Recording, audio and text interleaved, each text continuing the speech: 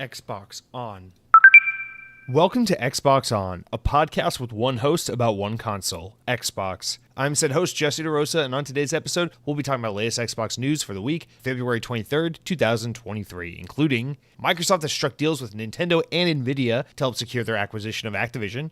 Atomic Heart is causing some major controversy because nothing makes sense in a world without Windows Phone. We have tons of write-ins about Hogwarts Legacy and much more.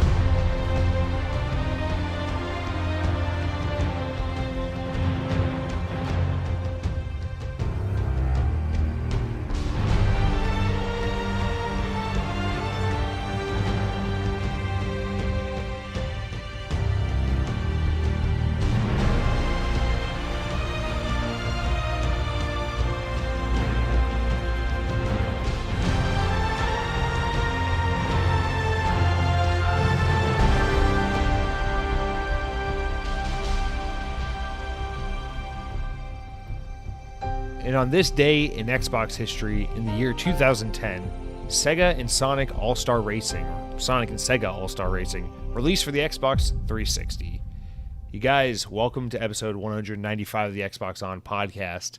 You guys remember the Sonic Racing series? This was the first one. There's three of them. This is the first one. Pretty solid game. The second one really, I think, is considered to be the crown jewel of the trilogy. Sega Sonic and All-Star Racing Transformed, which is the one where you could like fly, boat, or drive. It was kind of like Mario Kart 8 before Mario Kart 8 came out, although we don't acknowledge that because Nintendo gets all the credit for that game.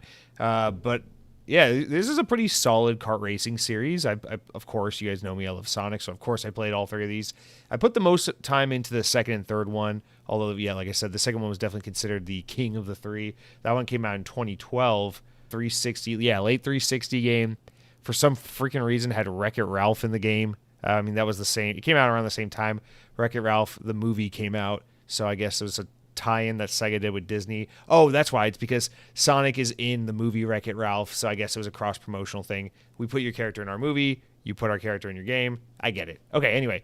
Sonic and Sega All-Star Racing. If you're looking for, I wouldn't recommend going back and playing this game. I'd play the second or the third one. If the third one's the most accessible because it was available on Xbox One. It came out in 2019, but that one, they dropped the and Sega All-Star and just made a Sonic racing game. It's called Team Sonic Racing. That one's a little bit like Sonic Heroes meets Mario Kart. But anyway, actually a pretty decent kart racing series if you're looking for a family game where you like goofy arcade racing games, kart racing games, whatever. Probably don't need to dwell on this any longer than we already have. But guys, welcome to episode 195 of the podcast. First thing I want to say before we jump into anything this week is, you guys, a very special thank you to all of you who listen to the show, who support the show. This past week, we finally crossed the milestone over on the Xbox On YouTube channel of 1,000 subscribers. So this is the first time anything I've ever built on any social media platform or anything ever has hit 1,000. I don't know. I've hit 1,000 calories in a meal. I've hit 1,000 calories in a snack. I've hit 1,000 hours on RuneScape or on the toilet. Like, I don't know. Like, I've hit 1,000 many things before in my life, but I've never hit 1,000 subscribers or followers or anything like that. So this is a big milestone. I'm really pleased with this, proud of it, and most importantly, just grateful to all of you guys who have ever checked out the show in any form or fashion, whether it was on YouTube or somewhere else. Thank you so much for helping me cross this milestone. I'm really grateful and fortunate to get to celebrate this with all you guys, and I appreciate it. So thank you very much for that. You guys, we have something of a slow news week, but the thing is, even though we only have like one major story, there are a couple elements to it, and it's a pretty big news story. So I feel like it's one of those, like, not a lot of news, but the quality of news we have is interesting and engaging and important enough to where we're going to have a pretty robust show despite not having, a fucking avalanche of news to get through. But I'm looking forward to it. Maybe you should be too. Would you be my subscriber 1001? YouTube.com/Xbox On Podcast. Anyway, guys, let's start out this podcast as we do every week these days by talking about the notable games coming out this week, things that you should probably take note of if you are an Xbox gamer who wants to be in the know. Imagine a scenario where, it's a Friday night and your boys text you and they say, yo, Jerome, because your name is definitely Jerome if you're listening to this podcast, we're going to the bar. And you say, what bar? And they say, you know what fucking bar. We're going to the Spot. You guys have a name for it. It's in your inner circle of guy friends, and you know what I'm talking about. And you go to this bar, and what do you know? There's a pretty lady at the bar. It's just like in the Bud Light commercials. She's beautiful. You're less beautiful, but still beautiful. and you look like you got the country boy attire on, but you don't look like a redneck. And she looks like a freaking supermodel, and she gives you a look, and for some reason her hair's blowing even though you're indoors, and and you slide on over to her. Well, wouldn't you feel pretty fucking embarrassed at this beautiful woman who's kind of nudging you, hinting that she wants you to come talk to her? First thing she opens her mouth and says, what were the top notable games that released on Xbox this week? If you don't have the answer to that, boom, opportunity of a lifetime, shot in the foot, you're dead, you're gone, you're out of here. You're going to look like a fucking buffoon. Your friends are going to make fun of you. They're going to say, dumbass, you didn't know that Blood Bowl 3 came out this past week on Xbox One, Series S, Series X, PC, PlayStation 4, and PS5 on February 23rd. Are you a fucking dolt? And they will laugh you at the bar. You'll probably never go back there. You probably, the only thing from that night that you'll take with you for the rest of your life is your newly developed addiction to alcohol, and that's going to be it. So please listen up, pay attention, guys, because these are the most notable games coming out this week that I really think you ought to know about. And at the top, I'm sure it's going to come up a lot in this show, and I'm sure a lot of you guys are playing it or looking forward to getting into it this week. Atomic Heart, it is finally out. This is actually like my most anticipated game of the year, I think. I don't know. It's between this and Redfall. I'm very, very excited about Atomic Heart. I have it ready to go, but I don't have a chance to play it right now, so I'm really looking forward to hopefully diving into this game Thursday or this weekend. But yes, Atomic Heart finally out from developer Mundfish, Russian developer, contentious thing to say, Russian developer Mundfish. I am very excited to play this game, nonetheless, and we'll get into some other shit with this game in a little while. But yeah, I mean, this game has been a long time coming. I'm pretty sure in some form or fashion we've been seeing teaser trailers and hints and bits and pieces of this game. I want to say since 2014. It's been like 8 years or so. So this is a game that's long in development, but has always looked interesting and exciting every time we've seen it. And in the past recent year or two, we've really started to see a lot more of it. Last year we got the news that it was going to be a Game Pass Day 1 title, and just all this stuff. It's been so exciting getting to follow along and see this game from an unheard of developer come together and just look so striking. It's just it looks like a Far Cry meets BioShock kind of game, and I want that. Now, I know a lot of the reviews are out and people are starting to talk, and it seems like the consensus is it's a good but not great game, or it's a pretty solid game, but it's not for everyone. It's not as accessible as it might look, and there's a lot of controversy over certain aspects. We can get into all that later.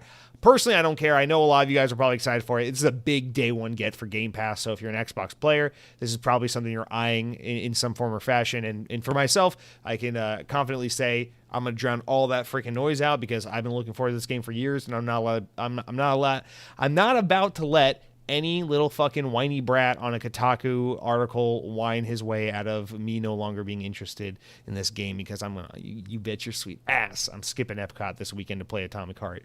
So that's the first one I think you should be aware of. The second one, another game I'm really excited about, but I just simply don't have time for this. So this is instantly getting just fucking punted into the backlog from day one, is Like a Dragon Ishin, which is a spin-off, I guess if you want to call it, new entry in the Yakuza series. It looks so freaking cool. Yeah, it's basically a Yakuza game, but set in the 1800s, mid 1800s Japan, and it looks fucking awesome. There are swords, there's fucking karate and guns and crazy shit. It looks both like a historically artistically, like historical kind of interesting game, because we never see games set in this kind of time period. Really, it's very uncommon, so it's striking and unique and interesting in that way, but it looks as zany and goofy and freaking awesome as hell, like every Yakuza game is. So I'm very much interested to get to this. I feel like this is going to be one of those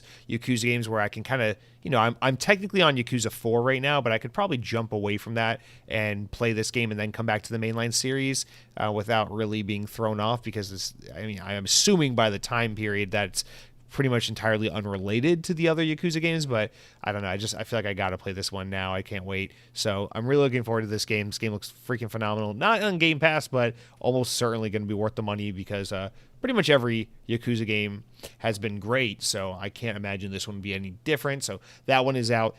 I should say both of these games we talked about so far are out on Tuesday. So they're both already out. They've been out. I haven't followed anything on this game. I don't know what the reviews are. Personally, don't care. We can get into that a whole separate conversation. I watched Ant-Man this past weekend, and I didn't look at what the Rotten Tomatoes score was until after I watched the movie.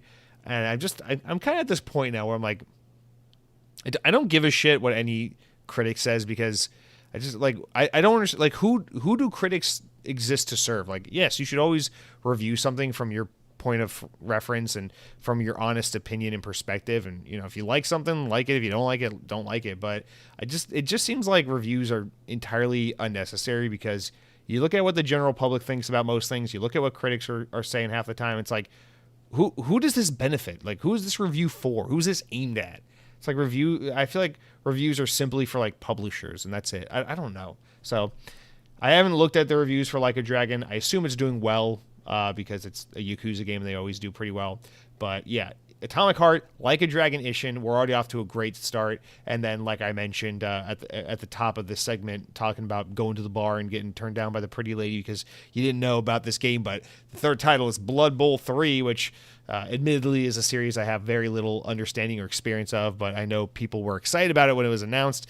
Blood Bowl 3 is out now at the time this podcast is going live, because it's Thursday, the 23rd of February. This is also, like the other two games, on Xbox One, Series S and X, and PC. So no matter where you play Xbox content, you should be able to have access to this game. Not a Game Pass title, but come on.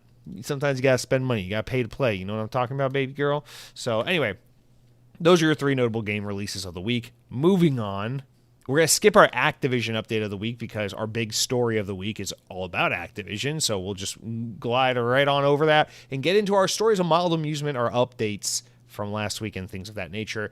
First one here I know is one that will probably have a lot of people excited, because people are really looking forward to Diablo IV, and it is that Diablo 4's beta will begin in March. March is very soon. You might be thinking March is in a week from now. Well, not that soon. Later in March. But confirmed during a IGN Fan Fest, Diablo 4's director Joe Shelley told IGN that the game's beta will take place in just a few months before the full release in June. The beta will run from March 17th to 19th, so not very long, just a weekend, for those players who have pre-ordered the game. And for those who haven't, they'll get a chance to experience the beta in an open beta forum from March 24th to 26th. According to Shelley, the beta will have no time limit, and players will be able to progress up to level 25. Diablo 4 will release on June 6th. However, players who pre-order the game, the ultimate or deluxe versions of the game, will be granted early access on June 2nd, 4 days early. We'll also grant them access to the early beta period. So if you pre-order the game, you get the deluxe edition. You get to play 2 weekends of the beta instead of 1. You get to play the game 4 days before it releases. Oh my God, these are crazy incentives. I'm usually pretty against pre-order culture, just in the sense that, wait to see if a game's fucking broken, or see what your favorite YouTuber or podcaster has to say about a game before you just go ahead and jump into it. But at the same token, it's like I don't practice what I preach if I go around saying that, because I pre-order games all the fucking time, especially if it's one that I'm insanely confident that I don't care. I'm going to pre-order it anyway, like Sonic Frontiers or something like that. But nonetheless, you make your own decisions. You're a grown-ass adult, hopefully. I hope no children are listening to this podcast, because we say bad words like PlayStation and liberal on this podcast. Okay, next up, VGC comes in, and they got this atomic bomb of a little story that we put at the top of the show here, that Ubisoft have confirmed it intends to attend the revamped E3 Expo this year in LA. That is, if it happens. Speaking during an earnings call on Thursday, the company's CEO, Yves Guillemot, which if you didn't know is French, said that, quote, "If E3 happens, we will be there and we will have a lot of things to show," end quote. It's not clear why Guillemot was alluding to an apparent uncertainty about E3 taking place, as at this time we really haven't heard anything about it being canceled, because it's officially been announced. We know it's happening. However, details of E3's revamped 2023 format have seen separate business and consumer events split over its 4 days, and we recently have gotten news including Microsoft, PlayStation, Nintendo, all the big guns will basically not be there at the show. So it is a little bit of like who's going to even be there at this point? Is it just going to be like a PAX type event, or are we actually going to get any of the big players out? So I guess maybe it's kind of alluding to that, where people are kind of expecting something to change here with the recent news that just so many big players aren't going to be present at the show. But Ubisoft seems like they want to be there, which is, it's kind of sad. It's kind of fitting at the same time, though, because you think about Ubisoft and kind of where they've been lately, and how it just seemed like rough days for them as of late. And It's like, I don't know, E3's been in the same spot where it's like, come on, E3, we love you, we miss you, we're nostalgic for you, but you're kind of dead. You're kind of a thing of the past these days. And man, what a better match made in heaven. Can you think of one? I know I can. Ubisoft, with their struggling attempt to get all these games as a service off the ground that constantly fail, and the constant delaying and cancellation of projects that they announce and then never come to fruition, and just announcing them all at an event like E3, which is a thing of the past. I can't think of a better way to cap it all off. Maybe they can have like a opening ceremony by the Lost Prophets, famous. I'm not gonna say that. All right. Next up, let's talk about Titanfall for the third week in a row. Can you believe Titanfall has come up in the news this many times? Well, it's a little bit indirect, but according to VGC, a number of former Respawn Entertainment developers have announced the formation of Wildlight Entertainment, a new game studio. The team, which is almost entirely made up of developers who have previously worked on Apex Legends and Titanfall, is currently hiring for several senior roles. Leading Wildlight Entertainment is Chad Greiner, former game director of Apex Legends, who also served as a team for both on teams of both Titanfall games and of the original Call of Duty Modern Warfare series prior to Respawn boss Vince Zampella split from Infinity Ward. For those who don't know, a little bit of context. I'm blinking because my contacts are like freaking destroying my eyesight right now, and I'm trying to say context, but now I'm saying contacts. Guys, go with glasses. They're better for you. But anyway, for those who don't recall, back in the day, the guys that went on to create Respawn Entertainment and the Titanfall franchise were like the original guys over at Call of Duty creator and developer Infinity Ward. These guys made the original Call of Duty games, Modern Warfare 2. They had a violent, like not violent, like physically violent, but just a rough falling out with Activision. There was a whole lawsuit about it back in the day. Eventually, EA scooped them up. They started a new team called Respawn. They started a new project to compete with Call of Duty and stick it to Activision. And that game went on to become Titanfall. And then EA would go on to sabotage the fuck out of Titanfall, even though it was a way better game than Call of Duty. And then fast forward to today and Apex Legends. And that's all you really need to know about that. So it seems like we're having something like that kind of happen again. It's the original team at Infinity Ward split off from Infinity Ward and went to EA to go do Respawn and Titanfall, and now we're seeing another core team of Titanfall and Apex Legends, Respawn employees leave that team to now kind of go do it again. Although this doesn't seem as newsworthy and I guess salacious as what happened back in the day with Activision and Infinity Ward, but nonetheless, a bunch of old school Titanfall devs are now forming a new studio, which is kind of exciting because as we all sit here with our thumbs in our hands, or twiddling our thumbs around going, I wish there was a Titanfall 3. Maybe not necessarily getting Titanfall 3, but you might get something really damn good from the people who made Titanfall 2, and I don't know, maybe a spiritual successor or something like that. Who knows? Grainer is joined by multiple other former Respawn developers who all left within the last 14 months, including Mohammed Alavi, who was recently in the news, the former Modern Warfare and Titanfall designer who is attached to the single-player adventure games, said to be a canceled Titanfall campaign until his departure last year. So he's now on this team. He bounced around a little bit. I think he went to, not BioWare, where did he go? He went somewhere for a little bit, and now he's here.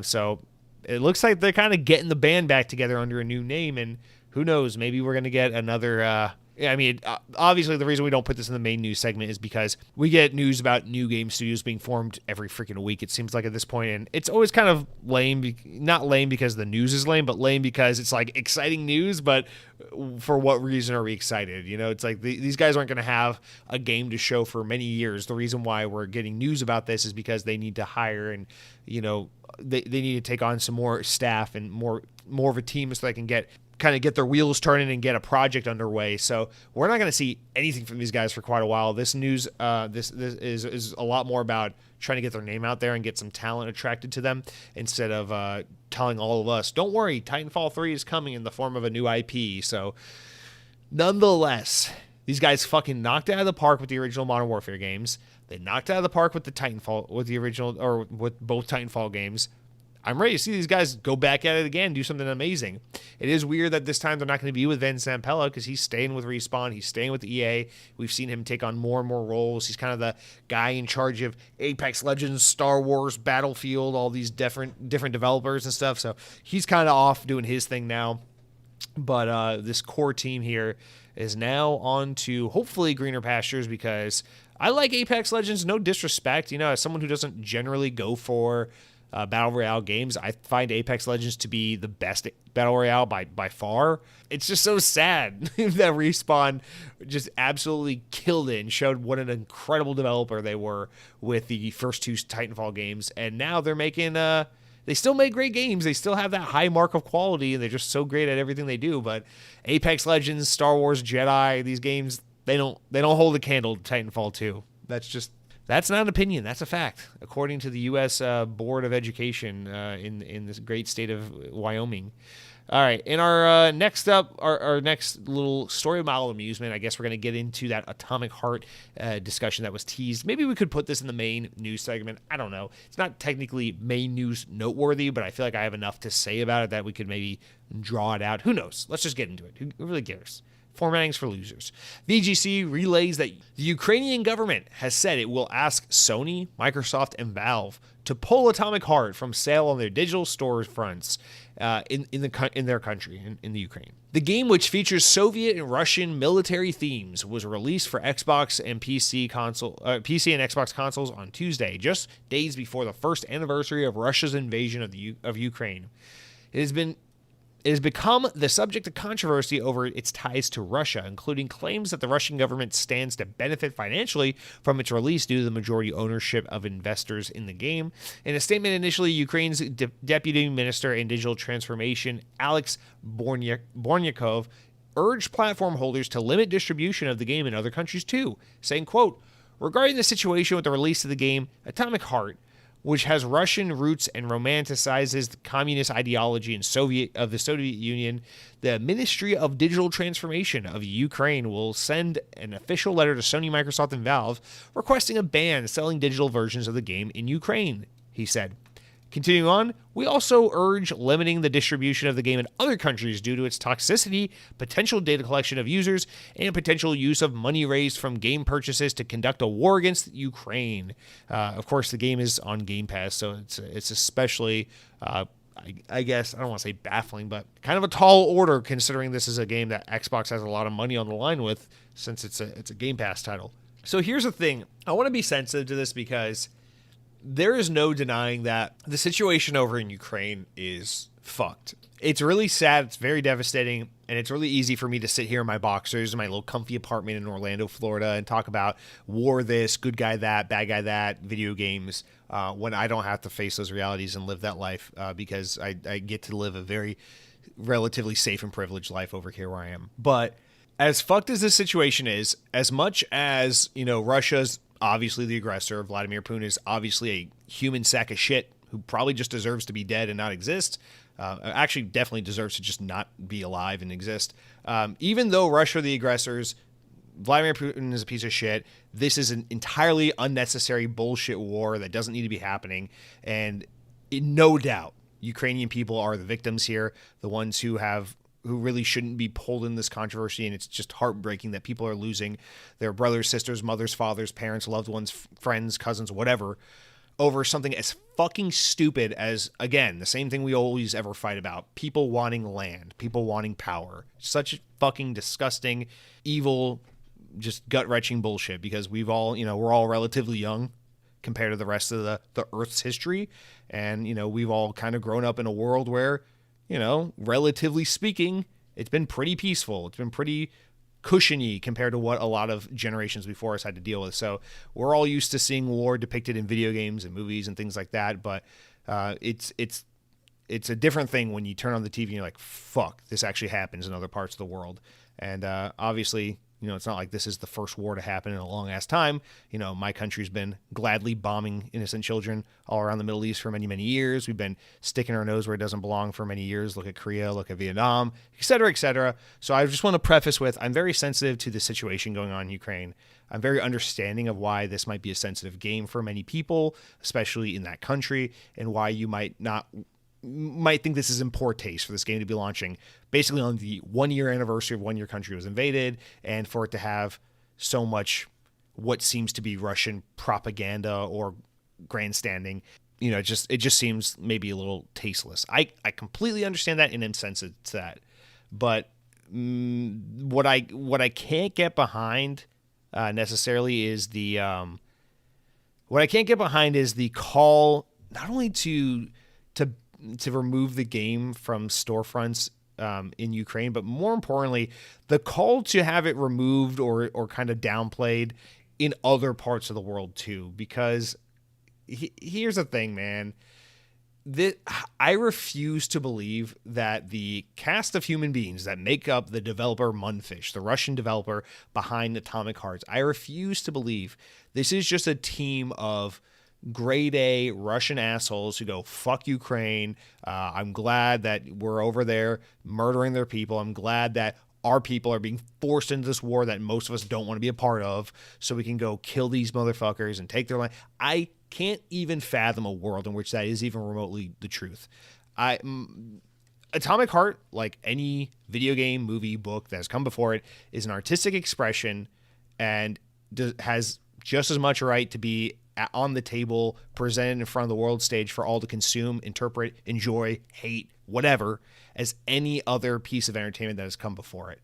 And it's kind of like what we were talking about with Hogwarts Legacy on and off, although I've been kind of avoiding it, not because it's controversial, but because I'm exhausted just thinking about it.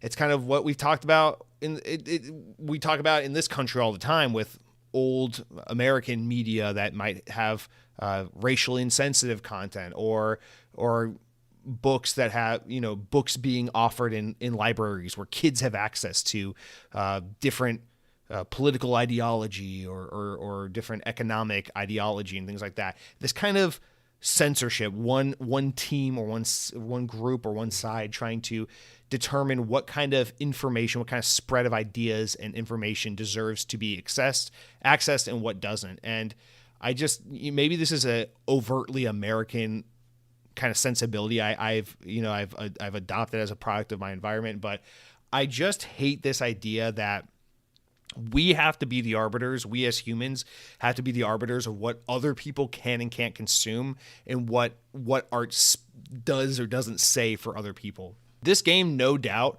by what people have talked about with it, by what a lot of reviewers have addressed, by what a lot of pundits and Twitter personnel and Xbox people have said, seems to absolutely have some narrative commentary or showcase or some kind of something about Soviet Russia, an alternate world where maybe the Soviet Union had survived and thrived and all this other stuff. And honestly, this kind of alt history universe that this world is painting, again, I haven't played the game yet. I'm really looking forward to jumping into this weekend. I think it's fucking awesome. I think about a game like Wolfenstein, where it's exploring an alternate reality where Nazi Germany won the fucking war. It's like, that's not because the developer at Machine Games are a bunch of fucking Nazi sympathizers. It's because how fucking wild of a story, how cool of a story is it? How fun is it to just let your mind wander and say, oh my God, can you imagine a world where the Nazis won? It's fucking awesome to be able to explore that idea and create awesome storytelling with it. And you play a game like Wolfenstein, like New Order or whatever, any of the new Wolfenstein games, and it's cool because you immediately pick up on the fact that this game is about fucking shooting Nazis in the face and fighting back against the Nazi scum. And it's a cool game. It makes a statement. But I understand maybe this game is a little more subtle about its references. Maybe there's a little more room for interpretation. The fact of the matter is, and I'm getting away from myself, this game has just as much a right as any other game to exist. And I would prefer a world where content can just exist and be accessible to the public. And then we as a people, we as autonomous, self-discerning, educated, somewhat enlightened human beings can consume media and make the determination for ourselves as to whether or not something is propaganda or whether something pro this ideology or anti that, or whether this is a good thing for people to be exposed to or a bad thing. Because I think the way these things generally go is the overwhelming majority of people will kind of distance themselves from truly unsavory shit. And there will always be bad actors who will seek out bad content. So if Atomic Heart is truly a baffling game, a game that glorifies this communist Russian military state and is just so insensitive to the modern era of where things are with Russian history and its in our current time. Regardless of that, I think people should have the opportunity to play this game, interpret what happens in this game and what this game is about, and make that determination for themselves, because it's just I just don't understand why someone should have the say over, why someone in Ukraine should have the say over what someone in Sweden gets to experience or what someone in Canada gets to experience. It just doesn't make a whole lot of sense to me why the game's been made. People have been interested and excited about this game for years. The game, no doubt, has been a labor of love and hard work on behalf of this team. Put it out there. Let the world experience it and decide for themselves. And then we can, as a society, determine, does this game deserve to be adored and respected? Does this game deserve to be cast onto the side and spoken ill of in circles forever and ever and ever? Will this game be a notorious game that every YouTube commentator makes videos about for decades to come, about that one evil Game Pass title from 2023? I don't know, but man, let's not try to censor it from other people. Let's try to let everyone explore their content and make decisions for themselves. I don't know. It's like the Hogwarts Legacy shit, man. It's like you're never gonna, as someone who is insanely, without unabashedly, there's no controversy in saying it, okay? Trans people exist. Trans people are people. Trans people deserve the same fucking rights as anyone else. I don't give a shit if you're straight, gay, black, white, fat, skin. Who gives a shit? Why? No human genuinely cares, right? No one cares who you are and what you look like or any of these things. And you're never going to convince me that the team at Avalanche Software are just a bunch of bigots, just a bunch of transphobes who are working on Harry Potter, not because they are passionate about this imaginative fictional universe, not because it's a fucking paycheck and a great way to get some excellent resume work under your belt. No, none of that. It's just because these are just a bunch of transphobic, bigoted pieces of shit. It's yeah, that's more likely. That's what Occam's razor suggests, is that everyone who wants to play this game or make this game or be associated with this game is just a fucking bigoted freak. It's we can tell ourselves that, or you can just make the fucking game, put it out there for the world to see, and by all means, say what you have to say about J.K. Rowling, put the information out there, the things she said, the things she has done, the things she's accused of, the things, whatever the case may be, put it all out there. Let it be on display for all to access and take in.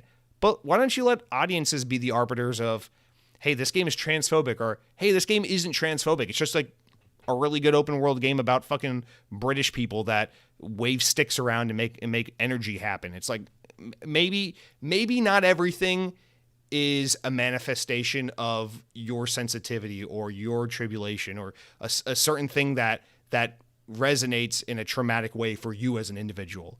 And I know that's kind of a mean and insensitive thing to say in response to a Ukrainian minister who is no doubt in the middle of surviving an invasion. But I mean, Atomic Heart it's a game. It's a work of art. It's someone's passion project.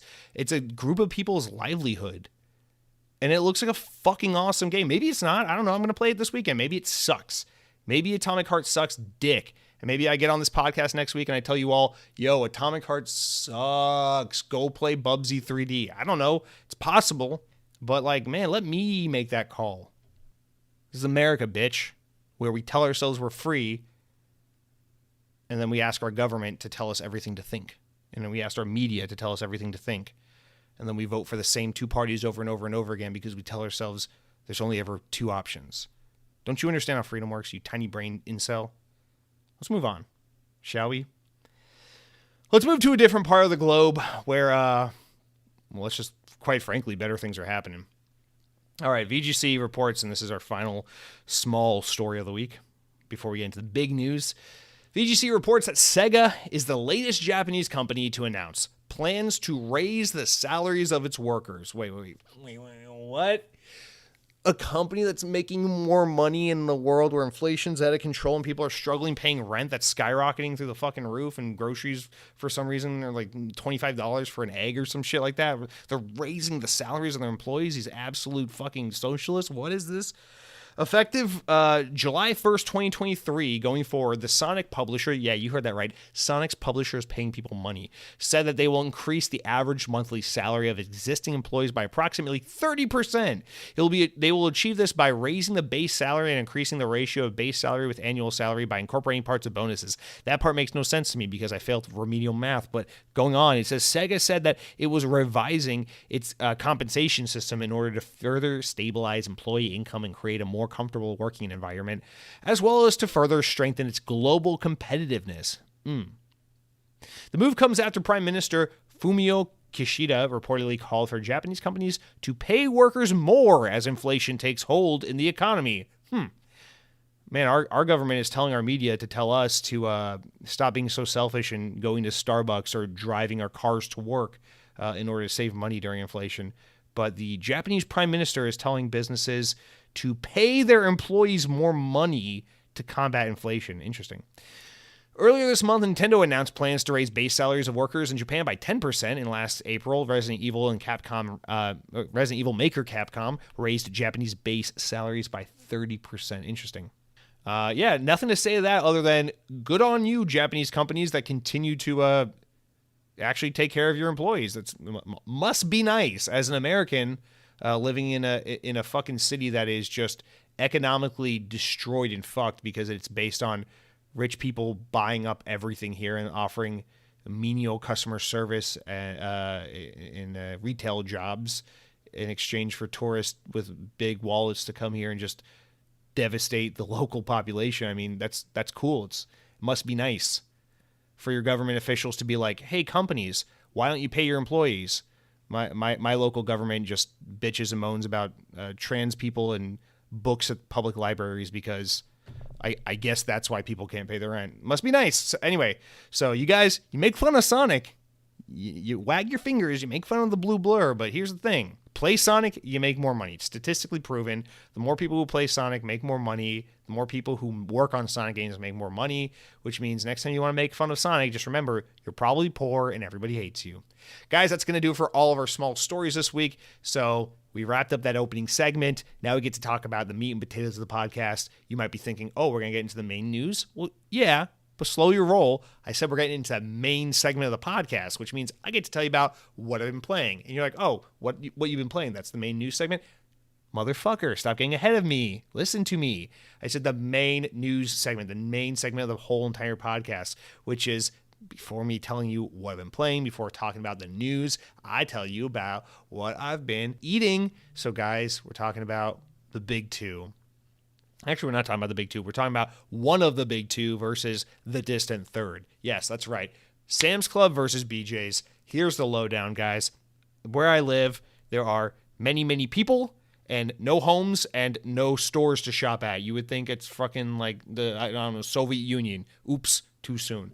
But yeah, anyway, they opened a BJ's. Like, for those who don't, let me explain for those who don't live in the U.S. BJ's is a wholesale club. Wholesale clubs are like, think about big grocery stores, big box grocery stores like Target or Walmart, but even bigger and even more dreary and sad inside. And you just buy everything in bulk. So instead of buying like a box of cereal, you buy 5 boxes of cereal in a bigger package. Instead of buying a pillow, you buy 3 pillows in a big package. Instead of buying, some pre-cut chicken breast or chicken thigh, you buy a whole fucking chicken with its face and everything. It's amazing. You just buy in bulk, and the idea is you get to save money, and it's amazing. You get a little membership card. You're allowed access to the store. You buy in bulk. You save some money. There's lots of cool shit. And the big 3 players of this industry are Costco, who are widely regarded as the best, Sam's Club, which I think is the best, although Costco is pretty excellent, and then the distant third place, which is BJ's. It's a terrible name. It's a terrible store. Fuck BJ's. But nonetheless, BJ's just opened up down the road from me. There is now a BJ's about 7 minutes from where I live. So they're opening up this new store. They're sending out flyers to everyone in my community saying, hey, we're opening up. If you sign up for a membership before we open, you get a year membership for only $20 instead of $50. I'm like, okay, I can't say no to that. It's so close to home. I gotta get a membership. So I go ahead, despite my pride and my love for Sam's Club, I sign up for a BJ's membership card, and I'm a member. I have dual citizenship at both Sam's Club and BJ's now. And I thought in my head, it's like I'm so emotionally attached to to Sam's Club, not BJ's. It's become kind of like a meme for me. My girlfriend's tired of me joking about it. I'm sure you guys are tired of me bringing it up on the podcast. Sam's Club, they got the exclusive Mountain Dew Berry Monsoon flavor. They got the best pizza. They got all the shit you need. Gotta love clubbing at the Sam's. It's an amazing place. But the nearest Sam's Club to me is like 25, 30 minutes away. BJ's is 7 minutes down the road. I can't compete with that. So I'm trying to be an adult about it. I'm trying to be like, this makes more sense for time, for money, for convenience. I got to get this card. I got to go shop at BJ's now. I'm sure I'm going to get there. I'm going to find out it's just the same as Sam's Club. It's no worse than Sam's Club. Oh boy, was I wrong. And this is a perfect example of why you should never be optimistic, why you should never give anything the benefit of the doubt. Because I go over to BJ's. First time, little did I know this was only the third day since they had opened. If I knew that, maybe, So a little bit, this is my fault, but I'm there. It's the third day the store's been opened. It's also President's Day weekend on Sunday. It's the Sunday before President's Day. So shame on me for showing up to the store on that day. That was kind of a bad mix of things, but this store is a fucking madhouse. First of all, not as big as Sam's Club. What's up with that? Definitely not as big as Sam's Club. It's large, but it's not as large as Sam's Club. So that's the first thing. Second of all, their selection, not as impressive as Sam's Club. It's just not. I'm looking around at their fish.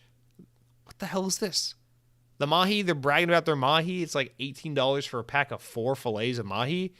Bitch, I can get a pack of 4 fillets of mahi at Target for like $12. That's with inflation, baby.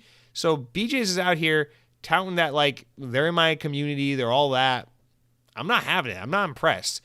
But it's all okay because the thing that all these wholesale clubs have in common is that after you check out, there's a little food court area up at the front where they make pizzas, hot dogs, ice cream sundaes, frozen yogurt, different kinds of snacks, pretzels, whatever.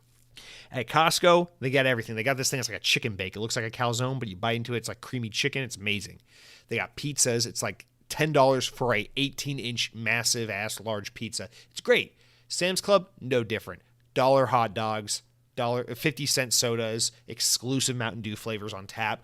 They got $8 large pizzas, and the pizza's fucking good. I don't even know how to explain it. Sam's Club pizza is so good. It's like crack. Costco pizza's really good as well. Don't get me wrong. But Sam's Club pizza, even better. So in my mind, I'm just like, whatever. It's really close to home. It doesn't have everything exactly as I like at Sam's Club, but it's got most of the stuff. It's kind of a fair equivalent to Sam's Club, and for the convenience factor, I think it's okay. I get to the front of the store at the end of my shopping experience, really eager to check out their food court. I want to see what's BJ's pizza like, what's BJ's hot dog like, what's BJ's chicken bake or ice cream sundae like. To my surprise, BJ's, these motherfuckers, they don't have a food court. They have a little kiosk. I'm talking a fucking lemonade stand, these motherfuckers. They got Coke and Diet Coke on tap. They got popcorn and they got hot dogs, and that's it. That's fucking it. It's that or you starve to death. Those are your options at the BJ's, okay? And I'm sitting there, I'm like, what are you talking about? Everyone knows about the legendary pizza on offer over at Sam's Club and Costco. It is so widely talked about. Everyone who's anyone be posting up at Costco or Sam's Club for that pizza. And BJ's doesn't think they need to be competing in this market. Who the fuck do they think they are? If I could equate these guys to the big console players, I would say easily, Costco is PlayStation. Everyone thinks it's the best, and don't get me wrong, it's pretty damn great. But it's not the best. It's great. It's not the best.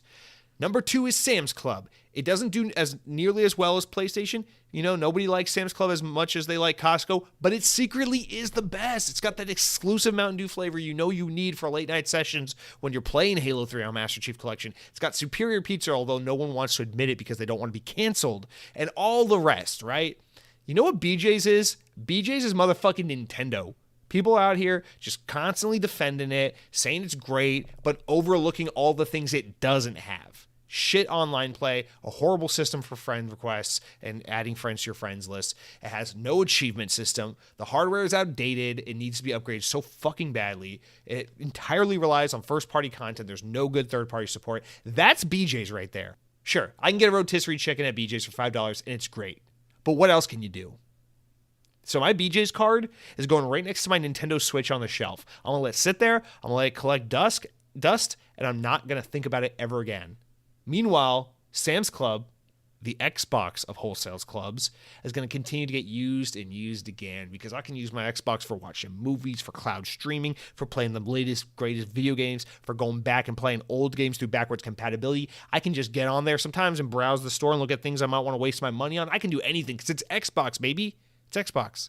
So Sam's Club, you win yet again. BJ's, go fuck yourself.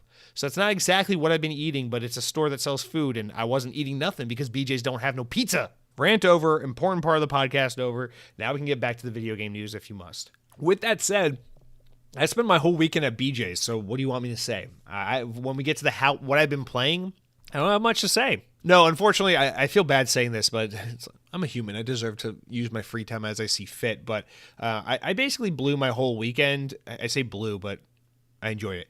I basically spent my whole weekend at Disney this weekend. The Festival of the Arts was ending. It's my favorite festival they do over at Epcot. So I wanted to be there for the last weekend before the festival was over. So I spent all day Saturday at Epcot. And then that night I went over to Hollywood Studios. I watched Fantasmic. I'm at Disney World. I'm pretending to be a kid again. I'm trying to desperately ignore the fact that my hair is thinning out. And I'm like, yes. I still live with my parents. I'm on my dad's insurance. It's amazing. I'm a kid again. But so that's basically how I spent my weekend. I did try to play some video games a little bit on Sunday, but Sunday I spent a lot of time doing chores, trying to clean up, going grocery shopping, trying to do the adult tasks. By the time I finally had time to sit down and play some fucking video games, it was like 8 o'clock at night. So I did play a little bit of Modern Warfare 2 because I wanted to check out their Season 2 content update. Haven't really gotten into too much. I'm so confused by this dome map that I don't recognize. I guess it's from prior Modern Warfare games, but I for some reason I don't remember it. And then it has that map from it has a new map from that was in the beta. It's a museum map that was in the beta for Modern Warfare 2 and then pulled when the game came out, and now they added it back for Season 2. It was a cool map. I enjoyed this map during the beta, so when the game came out, I was like, where the hell is this map? But for some reason, I don't know what they did. They reworked this map, but now I don't like this map. I don't understand what it is. I've been having a bad time on this map. So played a little bit of Modern Warfare 2. I like kind of what they're doing with some of the new Season 2 in-game events, some of the new things to unlock. Pretty interesting.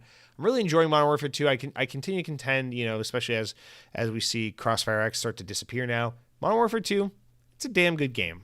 Tired of seeing people shit on it. Everyone just kind of forgetting it and being like, oh, Call of Duty's tired. Nah, man. Modern Warfare 2 is some good shit. Might be the best Modern Warfare of all time, and I know that's contentious to say, but I like it. Other than that, yeah, I'm looking forward to starting Atomic Hearts this weekend. I feel bad because I know everyone is talking about Wild Hearts. Apparently, it's a really great game. I have no interest in playing Wild Hearts. I will wait for it to come to Game Pass to give it a try, but I'm just it's not grabbing me at all. So I'm not even the game's not even remotely on my radar. So that leaves one game and one game only, and that's Hogwarts Legacy. In Hogwarts Legacy, I only put another 2-3 hours into the game, so I'm really only like 5 or 6 hours into Hogwarts Legacy. And that's the part where I kind of feel a little guilty and insecure because I know everyone's like at the point now where they're starting to finish Hogwarts Legacy. They're rolling credits, they're wiping up the last bit of achievements before they move on to Atomic Heart or whatever. But yeah, I'm just. Here's my thing. Here are my extended thoughts on Hogwarts Legacy. This game is objectively really impressive and really great. I think from just its general conceit as a game, I think it pulls off being a single-player, open-world, narrative-driven RPG game very well. It looks great. It plays mostly great. The combat is really robust. The world is well envisioned and well executed. The characters are mostly interesting. The dialogue's pretty solid. The writing's good. So I overall have mostly just really great things to say about Hogwarts Legacy. But this has been an experience for me where sometimes setting just really makes all the difference. And even though I keep acknowledging as I play this game, wow, this is a really good game, I keep being pulled out of it because I just really cannot get into the wizarding world. I just can't get past how much I don't take it seriously and I don't enjoy it. And it's weird because there are moments where I'm genuinely enjoying the game because the game itself is good, but I just never feel fully immersed and enveloped in it because I don't know, like you start talking to a little 10-year-old boy with his head cut off. And he's like, I'm a ghost. Please find my body in the forest. I'm like, why do you talk like that? Please stop. Go kiss your cousin and drive a pickup truck. Go be an American or something. God damn it. And it's just, I just can't get through it sometimes. So I'm struggling with the game because it's objectively a good game and I do enjoy it, but it's just not clicking with me enough to the point where I think I'm going to spend 40 hours with this game and roll the credits and do it all. I really just don't think that's going to be the case. I'm going to continue to play more of this game, no doubt. I'm not saying I don't like it enough to where I'm ready to put the controller down and just be done with it, but I do see myself probably not finishing this game. I could see myself getting maybe 15 hours in, kind of exploring a decent amount of the open world and the main quest line and really getting a feel for what this game has to offer, and then reaching a point where I'm like, I've had my fill, I'm good. And I feel like a lot of us gamers, we have a thing. There's a sense of guilt that comes with having that relationship with a game where it's like, oh no, I've committed to a game, but I'm not going to finish it. That makes me hate myself. That makes me feel a certain way about my backlog and all these things. I think we really need to work on, and this is something I'm trying to work on, being okay with being like, hey, I spent money on this game. I enjoyed this game. It was a good time, and I got what I needed out of it. And for me, a large part of why I bought Hogwarts Legacy day one is, like I said last week, I wanted to support Avalanche. I wanted to support the developer, and also I was excited to check the game out and see what the first AAA game from this developer looked and felt like. And you know what? I don't regret buying the game at full price on launch day at all. You know, if all I do is get 15 hours into the game and then put it down, I'm satisfied with that, because the reasons why we buy games and the way we experience games, it's different for every game. You know, I would be disappointed if I bought the latest Call of Duty for $70 and all I did was play 3 hours of multiplayer and run through the 5-hour campaign one time. I'd be like, damn, I put like 8 hours in this game total and I barely touched the multiplayer, and I feel like I kind of wasted $70. Yeah, because with Call of Duty, I expect to play the campaign fully once at least, and I expect to play 20, 30 hours of the multiplayer at least. You know, if I didn't get like 50 hours out of a Call of Duty game, I didn't really feel like I got my money's worth, because the point of Call of Duty is that it's endlessly replayable and addicting to just keep going back and hitting that grind and getting new gear and leveling up and customizing and getting good at the multiplayer. Like that's the Call of Duty grind. To me, my motives for playing Hogwarts Legacy were different. I just wanted to support the dev. I wanted to see what this game looked like and turned out being after all these years, and I wanted to play enough of it to get a good sense of what it was and to experience it and see what I liked and didn't like about it. And I feel like I'm getting that and I'm enjoying it, and I don't need to play necessarily 30 to 50 hours of this game in order to fully satisfy that craving. Although there's always that part of you that's like nagging, that's like, oh, but you didn't finish the game. We got to work on that. I feel like it's on the onus is on each and every one of us to have a comfortable and healthy relationship with games where we play until we're satisfied. We don't play because there's a arbitrary nagging to checkbox everything on the backlog. So that's kind of where I am with Hogwarts Legacy. Probably will play a little bit more of that this weekend as well. But Atomic Heart is really the game I see myself sinking my teeth into and really investing some serious time in. This is a game I've just been looking forward to for so long. So I'm really looking forward to Atomic Heart, and I also really just want to get back to Hi-Fi Rush at some point. Just bad timing. Too many games coming out right now. It's overwhelming. But how do you eat an elephant? One bite at a time. I'm working on it. Aside from, on Sunday I also watched the new Ant-Man movie. That's what took my time away. I said I wasn't going to watch it opening weekend, and then I did anyway. I don't know what people are on about. Side note, I don't know what people are always on about with these freaking Marvel movies these days. Everyone's like, ow, the new Doctor Strange was horrible. What a shit movie. I'm like, what? The new Doctor Strange movie was fucking awesome. I don't understand. How did you watch the last 75 Marvel movies, love them all, and then said this one sucked? I watched the new Black Panther movie. I missed it in theaters. I watched it on Disney Plus last week. I'm like, dude, this movie's better than the first Black Panther. This movie's great. And I watched like the freaking Thor movie. I skipped that one in theaters too because everyone said it sucked. I watched it. I'm like, yeah, it's not the best movie of all time, but it's fun as hell. It's a good time. Like, I don't understand, man. I feel like these Marvel movies are just as good as they've ever been, and people are just shitting on them. That's what I'm talking about. What are these critics up to? Like a 47% on Rotten Tomato? Like, what is that? Anyway, completely unnecessary aside, but let's move away from that and get into the main news today. Talk about the big pressing stories in the world of Xbox, starting now. All right, so interesting news week we have where it's really just 3 parts of one big story and then a wrap up. and that's like really all we got this week. But it's juicy stuff. I think a lot of you guys probably already know what we're getting into here, but it's the first time in a while I feel like we get to talk about the Activision deal, and it's not a big eye roll. It's like, hey, this is actually like, pay attention. This is some good stuff. So we're talking about Nintendo, we're talking about Nvidia, and then we're talking about market share. So let's just read them in this order that I got them listed here, and then we'll get into it. So all from VGC. Part 1, Microsoft has signed a binding 10-year legal agreement to bring Call of Duty to Nintendo platforms. It has been claimed. According to the Xbox firm, its previously announced commitments now apparently are legally binding, including releasing future Call of Duty games with full feature and content parity on the same day as Xbox, should its proposed acquisition of Activision Blizzard be approved, the company said in this statement. This is the official release statement. It has the Xbox, or the Microsoft and Nintendo logos side by side. It's crazy. Microsoft and Nintendo have now negotiated and signed a binding 10-year legal agreement to bring Call of Duty to Nintendo players the same day as Xbox, with full feature and content parity, so they can experience Call of Duty just as Xbox and PlayStation gamers enjoy Call of Duty. We are committed to providing long-term equal access to Call of Duty to other gaming platforms, bringing more choices to more players and more competition to the gaming market. The last Call of Duty game released on a Nintendo system was for the Wii U. The Wii U version of Call of Duty Ghosts in 2013 and allowed players to use the Wii Remote to aim with motion controls.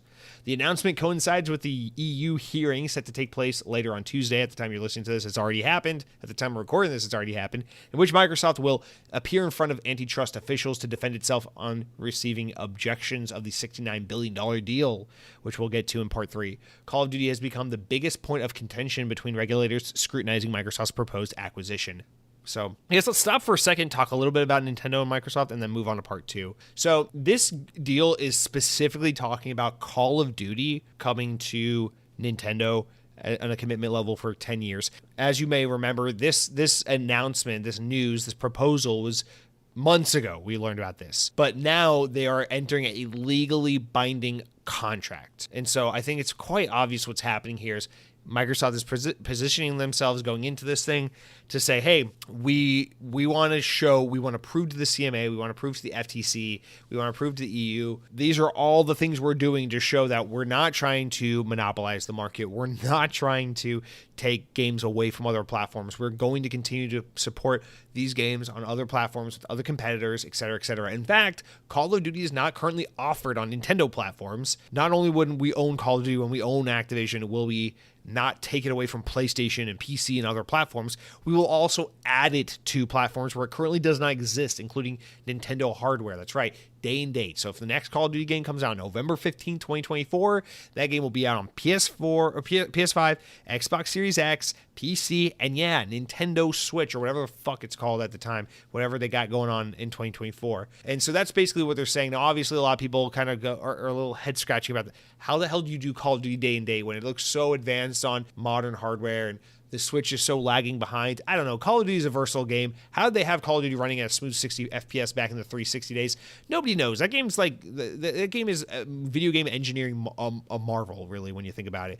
And I wouldn't be surprised if they had some way to get a really muddy, ugly version of Call of Duty running on the Switch, especially considering, I mean, look at back in the day when you had like Modern Warfare 2 and Black Ops and whatnot running on PS3 and Xbox 360, and then you had the same games running on the fucking Wii. And yeah, they looked like crap, but they ran. So I'm sure they would find a way to make this work. Maybe it's a little bit of a cloud game experience. I don't freaking know.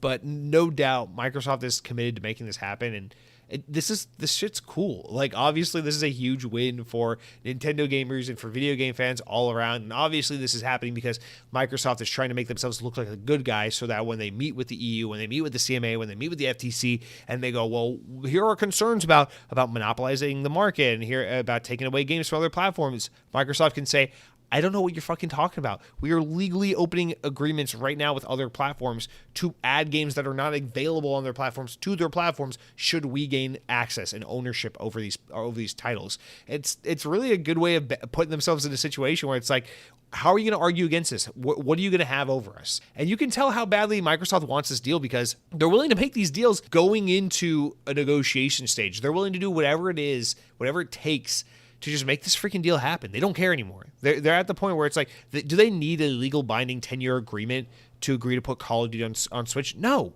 not at all. Because when you think about it, Call of Duty already doesn't exist on Nintendo platforms. And when you think about it already, Microsoft doesn't even own Call of Duty yet. This is a huge if. And when you think about it, Microsoft stands to gain nothing from this in the long term, really, other than more money, because more people on Nintendo platforms will have access to a game that otherwise they wouldn't have. But really, when you think about it, it's like whoever owns Call of Duty isn't obligated in any form or fashion to overcome the obstacle of trying to get Call of Duty running on Nintendo and on that platform every release. No one has to do that, but Microsoft is going the extra mile and adding this extra task onto their plate because they're so tired of how long this is taking, all the setbacks, and they're so eager to get the ball rolling again on this deal that they're willing to make big moves, big bold moves in an effort to just shut people up and make things happen. And this is the implications of this are insane, because we've already seen Nintendo and Microsoft play nice for a couple years now, but seeing their logos side by side promising to put Call of Duty on Nintendo platforms going forward is not only crazy because it's just a huge step forward in this already kind of budding relationship, but now it also basically kind of opens the door for a future where you might get some version of Game Pass on Nintendo's platform, or a future where you might get more Xbox games on Nintendo's platform. I think everybody immediately thinks, oh my God, Master Chief Collection, put Master Chief Collection on Switch. Yeah, that makes sense. That actually fits really well. Put freaking Recore on the Nintendo Switch, man. Not enough people enjoy that game. It's actually kind of pretty good. It's not great, but it's not bad either. But joking aside, like, there's a lot of Xbox games that'd be pretty good on Switch. You know, Hi-Fi Rush just came out. That'd be a damn good Switch game. So, I mean, this feels like kind of like the gateway into getting Game Pass or getting more Xbox content on Nintendo platforms, you know, aside from things like what we already have with like Ori and the Blind Forest and all that stuff, Cuphead coming to Nintendo, etc. And now here we are with Call of Duty being promised for Nintendo for 10 years. Let's move on to the next one, because the next one's even more wild, and then we can talk about it together. So part 2 reads, Microsoft have announced another 10-year partnership, this time with Nvidia, to bring Xbox PC games to GeForce Now, Nvidia's streaming service. That is a rival service to Xbox game streaming, cloud game streaming, Xbox Game Pass streaming, whatever you call it. I still call it xCloud. The deal will also see Activision Blizzard games like Call of Duty released on Nvidia's cloud gaming service should Microsoft's bid to acquire the World of Warcraft and Call of Duty publisher be approved by regulators. It will also enable gamers to stream Xbox PC titles from GeForce Now to PCs, macOS, Chromebooks, smartphones, and other devices. In light of the partnership, Nvidia is now offering its full support for regulatory approval of the acquisition. Microsoft and Nvidia said that they are now working immediately on integrating Xbox PC games into GeForce Now. So they're already at work on this. It's not just like a blanket promise. They're already doing it. Xbox remains committed to giving people more choice and finding ways to expand how people play, said Microsoft CEO Phil Spencer. The partnership will help grow Nvidia's catalog of titles, including games like Call of Duty, while giving developers more ways to offer streaming games. We are excited to offer more ways to play games that they love, gamers to play more games that they love.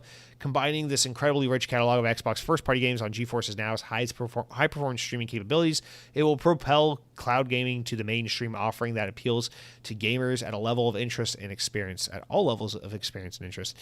That was said by Jeff Fisher, Senior VP of GeForce at NVIDIA. Quote, through this partnership, more of the world's popular titles will now be available from the cloud with just a click, playable by millions more gamers. I want to focus on this part where it says, in light of the partnership, NVIDIA is now offering full support for regulator approval on the acquisition. To add the context necessary, the CMA and FTC and all these regulatory bodies were asking other big tech companies and other competitor companies, what do you think about this deal? Or is it concerning? Do you support it? Where are you? They were asking companies like Google and whatnot. And NVIDIA was one of the companies that said, we're a little dubious of this. We don't love it, because they have their GeForce service, which is a streaming service. If Call of Duty is suddenly part of the Xbox brand and can be in Game Pass and be on Xbox cloud streaming, that's a huge competitive advantage to NVIDIA's GeForce Now service. So this immediately became one of those like, ooh, now you got companies like Google and NVIDIA not really backing you, Microsoft, on this deal.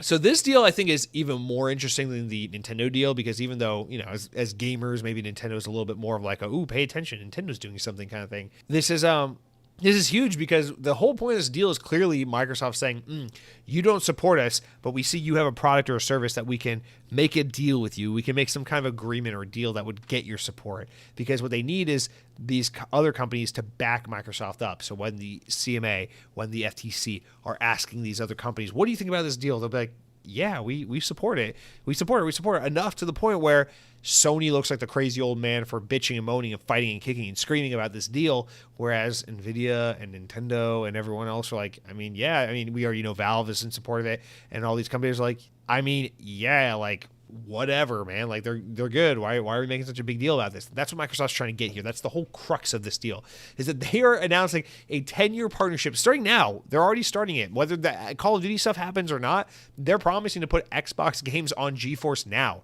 They're basically putting Game Pass into GeForce Now. That's a great fucking deal. Now, it doesn't say all games, so they're going to, start offering some things. We don't know exactly to what extent that will look like, but we're going to start seeing all these really big Xbox PC games added into the Nvidia streaming service, which is widely considered to be like the only legitimate streaming game service outside of Game Pass. And so it's basically Microsoft saying, hey, our biggest competition in the cloud gaming service space, here's direct access to all the things that set us apart from you. Now we're equal. May the best man win. And it's one of those things where it's like, well, why would Xbox do that? It's like because they see so much value in this Activision deal that they absolutely would rather risk losing the competitive advantage they have over GeForce Now in an effort to get Nvidia's support to make this deal go through already. And that's how big of a deal this is. What this really should show us more than anything is just, we all knew Microsoft is eager and dedicated and very set on making sure this deal goes through and that they get Activision Blizzard. But I think what we're starting to see more than anything is Microsoft is hell-bent. They are so desperate on making this thing happen. They're going to make big deals. The Activision is not like, oh, we saw an opportunity to acquire Activision, and so we're trying to do it. Activision to Microsoft is like, no. You don't understand. We will do everything in our power to get this. They very much value this. And I don't know if it's because so much money's on the line because they spent so much time in courts and with the proposal and everything on getting this acquisition through and what it could do to each company's reputation, stock. I don't know what it is, if it's that or if it's because they really truly believe that they need Activision in order for their strategy in the market to succeed. I don't know what it is, but it is clear as day that Microsoft is not just interested or hard at work on trying to acquire Activision Blizzard. It is that they are desperate to make this deal official, to ink it, to make it finally happen, to shut up Sony and to win over them in this ongoing scrutiny that they're under with all these different regulatory boards. So it's just fascinating as hell to think about how now, as of today, Xbox cloud streaming is officially not much better or worse of a service compared to NVIDIA's GeForce service, because NVIDIA's GeForce service, while I've never used it, people say it's pretty damn good. People say it's a really serious, competent alternative to Xbox cloud gaming, and now it's going to have Xbox PC games in it. And it's going to have Call of Duty if Microsoft manages to get Call of Duty, and that's a huge boon to them. And Microsoft is also going to put all these games on Nintendo. And now they're able to walk into this deal, this thing on Tuesday, which we're about to go into, and be like, yeah, look at what we've done. We don't even have this publisher yet. We've already inked deals with other companies to promise all this support. Now you can't point the finger at us and say that we're monopolizing or that we're creating an unequal market. And to really drive and cement that home, this is really the cherry on top of it all. We get into part 3 of the story, which is where Microsoft actually had the press conference and met with the European Commissions and said the following. So from VGC and GamesIndustry.biz, Microsoft has presented research suggesting that Sony's PlayStation has a 70% share of the global market versus Xbox's 30%. Microsoft company president Brad Smith said the claim during a press conference on Tuesday after Microsoft presented arguments for why its proposed acquisition of Activision Blizzard should be approved by a European Commission hearing. Quote, think about the market in Europe. It's a market where Sony has an 80% share. This is from GamesIndustry.biz, where this quote is coming from. Globally, it is about 70-30, but in Japan, it's 96-4. So globally, PlayStation has 30% of the market that Xbox has 30%. In Japan, PlayStation has 96% of the market where Xbox has 4%. And we all know how laughably abysmal Xbox's support has been in Japan throughout its history. But I mean, that just puts into context. That's just like why you can understand why Xbox didn't even try for a while there, because it's just how do you even, Continuing on, quote, these numbers have been remarkably steady for 2 decades. Even last year, when there were issues with Sony's supply chain, they came back strong. Smith, who said PlayStation outsold Xbox by 69-31 towards the end of 2022, seemingly didn't provide figures for Microsoft's biggest market in the United States. Tuesday's hearing allowed Microsoft to address the statement of objection recently received from the EU, warning about the possible anti-competitive, blah, blah, blah, 69, whatever, the deal. I want to get into this real quick before I lose my train of thought, because I'm always jumping all over the map. All right, so Microsoft famously stopped talking about numbers for Xbox in the early Xbox One years. In the Xbox 360 years, Xbox used to always talk about, here's our new sales milestone. The Xbox 360 has pushed this many hardware units. Halo 3 has sold this many copies. Our biggest games right now are this, and this. Xbox made this much money this year. Microsoft used to be huge about touting Xbox numbers. And then after about a year or two of the Xbox One, when it became very apparent that Xbox One was getting clobbered by PS4, Microsoft started getting quiet. And ever since those days, about almost 10 years ago, we really haven't gotten a Microsoft that shares numbers on Xbox. We never get to hear how many lifetimes. We still don't know technically what the lifetime sales of the Xbox One family of consoles is. We only know basically from just doing some rough head math when, they say like, oh, a game has sold X amount of units across both platforms, and you basically just do some rough napkin math and some extrapolation and assuming by going, okay, it sold 5 million units on PlayStation and 1.4 million units on Xbox. PlayStation has an attachment rate of blah, blah, blah.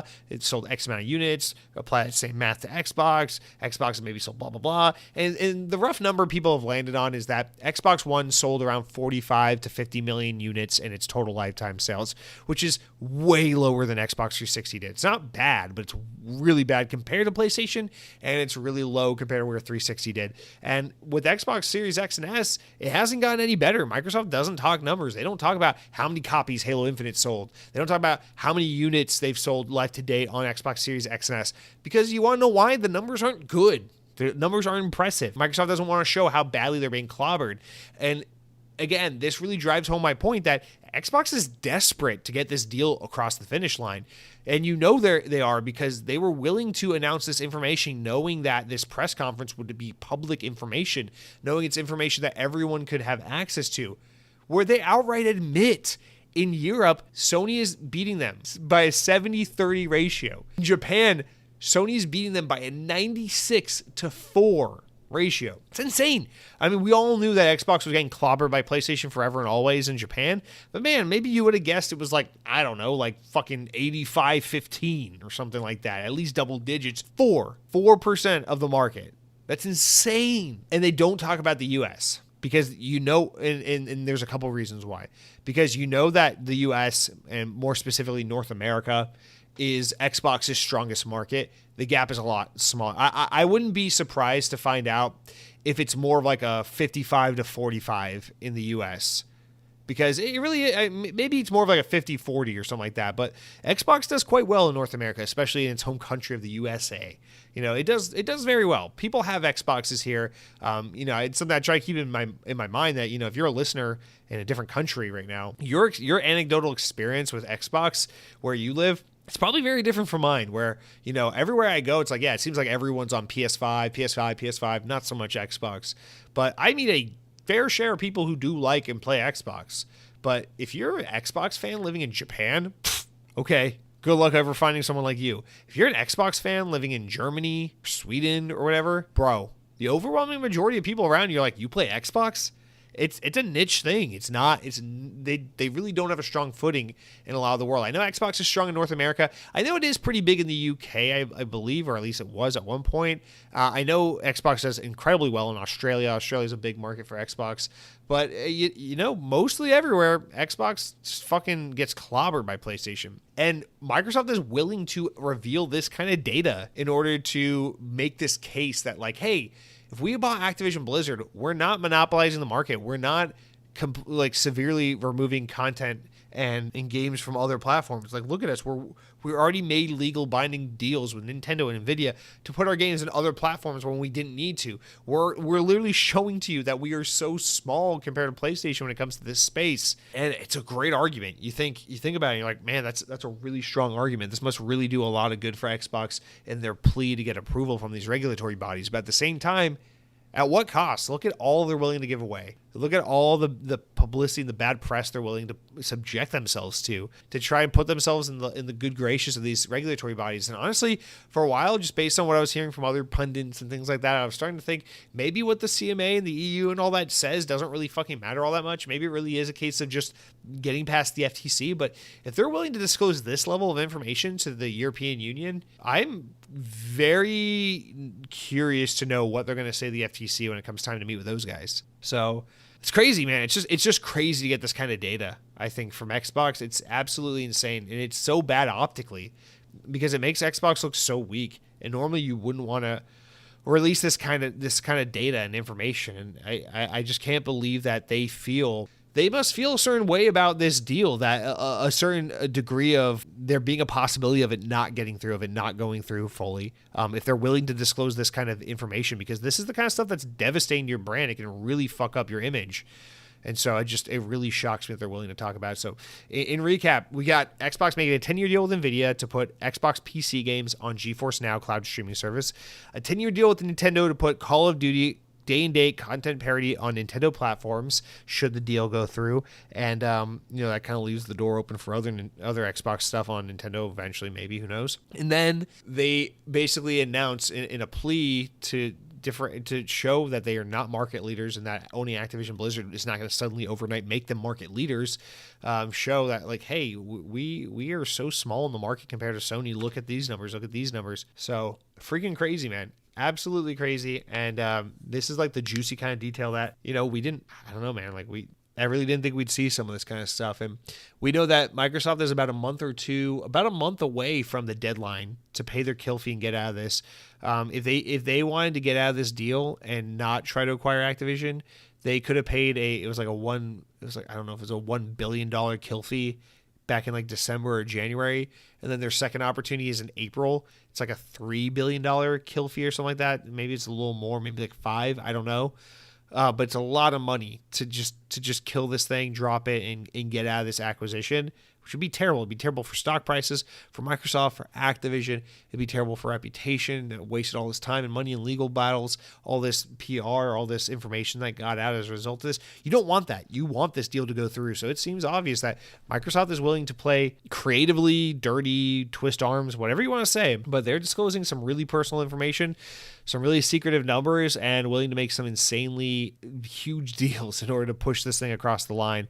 And it's awesome. For gamers, it is awesome because this makes Xbox more accessible to Nintendo players and Nvidia GeForce players. And this is Xbox, kind of sticking to their PR talk about putting more players at the center of the universe and all that stuff and giving more people more ways to play and all the rest. And so honestly, they're not doing this altruistically. It's very straightforward and plain as day, the reasons why they're making these decisions, but good on Microsoft for actually doing what they said they're going to do here, where they're definitely expanding the ways for people to access games and to interact with games. At the very least, this makes me more comfortable and confident that if Activision has to be in the ownership in the hands of someone else, I'm glad it looks like it's going to be Microsoft and not fucking Tencent or Google or some shit like that. So, but Sony still seems hell-bent on making this not happen. And that's the other thing is it really just paints this contrast where it's like, look, man, look at the deals we made with Nvidia and Nintendo. Look at the information we're willing to disclose to you. We're willing to make these deals with Sony right now. They just won't talk to us. They just want to fight and hide and run to you guys. And I think this is a strong argument for Xbox. Xbox was having a weak moment the other week where I was like, I don't know. Maybe this deal doesn't go through. I don't know. It's looking a little rougher than I thought it'd ever get. And now I'm feeling a little more confident about it. I still feel like there's a 50-50 chance with this deal, and I can't believe we're saying that. If you asked me a year ago, I would think by this time the deal's done, inked, and we're moving on. But now, man, we still got like probably at least another 6 months of this. And I don't know, man. It's just absolutely crazy to think how desperate Xbox is to make this deal go through, how desperate Microsoft needs this deal to go through, and sacrifice in terms of optics and PR that they're willing to subject themselves to build their case. But guys, let's get into our wrap-up story of the week, basically. So this is from Xbox Wire. We got a handful of games coming to and leaving Game Pass this week, so let's get into the list right now. So new games that have been added, available effective immediately. Atomic Heart, we've already talked about. It's available now. Game Pass day one, cloud, console, and PC. But we have a handful of games that are coming soon to Game Pass that you should be aware of. Some pretty notable ones. We got Merge and Blade coming to cloud, console, and PC on February 28th. Also on the 28th, we got Soul Hacker 2 on cloud, console, and PC. This game came out, I want to say last fall, late last summer, or something like that. Looks pretty good. I actually kind of wanted to play this game, but again, it's just backlog. It's never going to happen. Also, F1 22 comes to console and PC through EA Play on March 2nd. And lastly, another big day one Xbox Game Pass title a lot of people are probably looking forward to. Wolong Fallen Dynasty comes to cloud, console, and PC March 3rd, day one Game Pass title. And then the following games will be leaving Game Pass on February 28th, so make sure you download them now, play them now, buy them now, whatever, before it's too late. Alien Isolation, Crown Trick, Dragon Ball FighterZ, Far, Changing Tides, Lightning Returns, Final Fantasy 13, Madden NFL 21, and Octopath Traveler. Interesting. A lot of Square Enix content leaving Game Pass. Guys, that's going to do for all of our major news this week. Let's real quick go into the important enough news, stories important enough to make the podcast, not important enough to warrant their own discussions, which we have a large handful, so let's blast through them. First one, VGC reports Microsoft's raised the price of the Xbox Series S and X in Sweden. The console cost $550 US roughly, or $56.95 SEK. It's now being raised to $61.95 or about $600 US, so about $50 price increase over the 2 years after the console launched in November. As spotted by Gaming Deputy, the Xbox Series S price was also risen roughly about $30 or so. So the price increases there. We already saw this happen in Japan. Not a good look, not great for Xbox, but nonetheless, they're taking these chances on markets where they feel like inflation's especially bad or that raising the price isn't going to really affect their place in the market. So I guess, I mean, they're smart. They know these things better than I do, but I just think optically it's just shitty, and customer service-wise it's just shitty, but whatever. VGC reports Microsoft is expanding its Game Pass Friends and Family plan by bringing it to 6 new countries. The service, which lets up to 5 players share Game Pass benefits for a discounted price, launched in Ireland and Colombia last September, and now it is coming to New Zealand, South Africa, Chile, Hungary, and Israel, as well as Sweden, bringing the total number of participating countries to 8. Interesting that they're bringing that to Sweden while also raising the price of consoles in Sweden. So value here, no value there. Next up, VGC reports that Bethesda we still have no word on when this deal is coming to the US or the UK or anything like that, so stay tuned. Next up, Bethesda will release Mighty Doom, a mobile game for mobile devices, on March 21st. The iOS and Android game was released with a new trailer, which you can view online. Soft launch back in 2021. The title promises top-down shooter action, running gun combat roguelite gameplay with challenging bosses. Next up, Firaxis has officially announced that the next mainline game in the Sid Meier's Civilization series is now in development. Ed Beach, franchise level designer for Civ 4, will continue his role as creative director of the game. The next entry in the turn-based strategy series was confirmed along the announcement of a major shakeup at 2K Studio, which will see XCOM director Jake Solomon leave the company. In addition, studio head Steve Martin will also be leaving the company after 25 years with publisher 2K. They announced the news this past Friday, and they said that he will be replaced by former Chief Operating Officer Heather Hazen. The departures follow a disappointing launch of Marvel Midnight Suns, though it's not clear if that title's performance had anything to do with the departures. Next up, VGC reports that Sony Interactive Entertainment has announced a state-of-play broadcast, kind of like a Nintendo Switch or something like that, Nintendo Direct style event.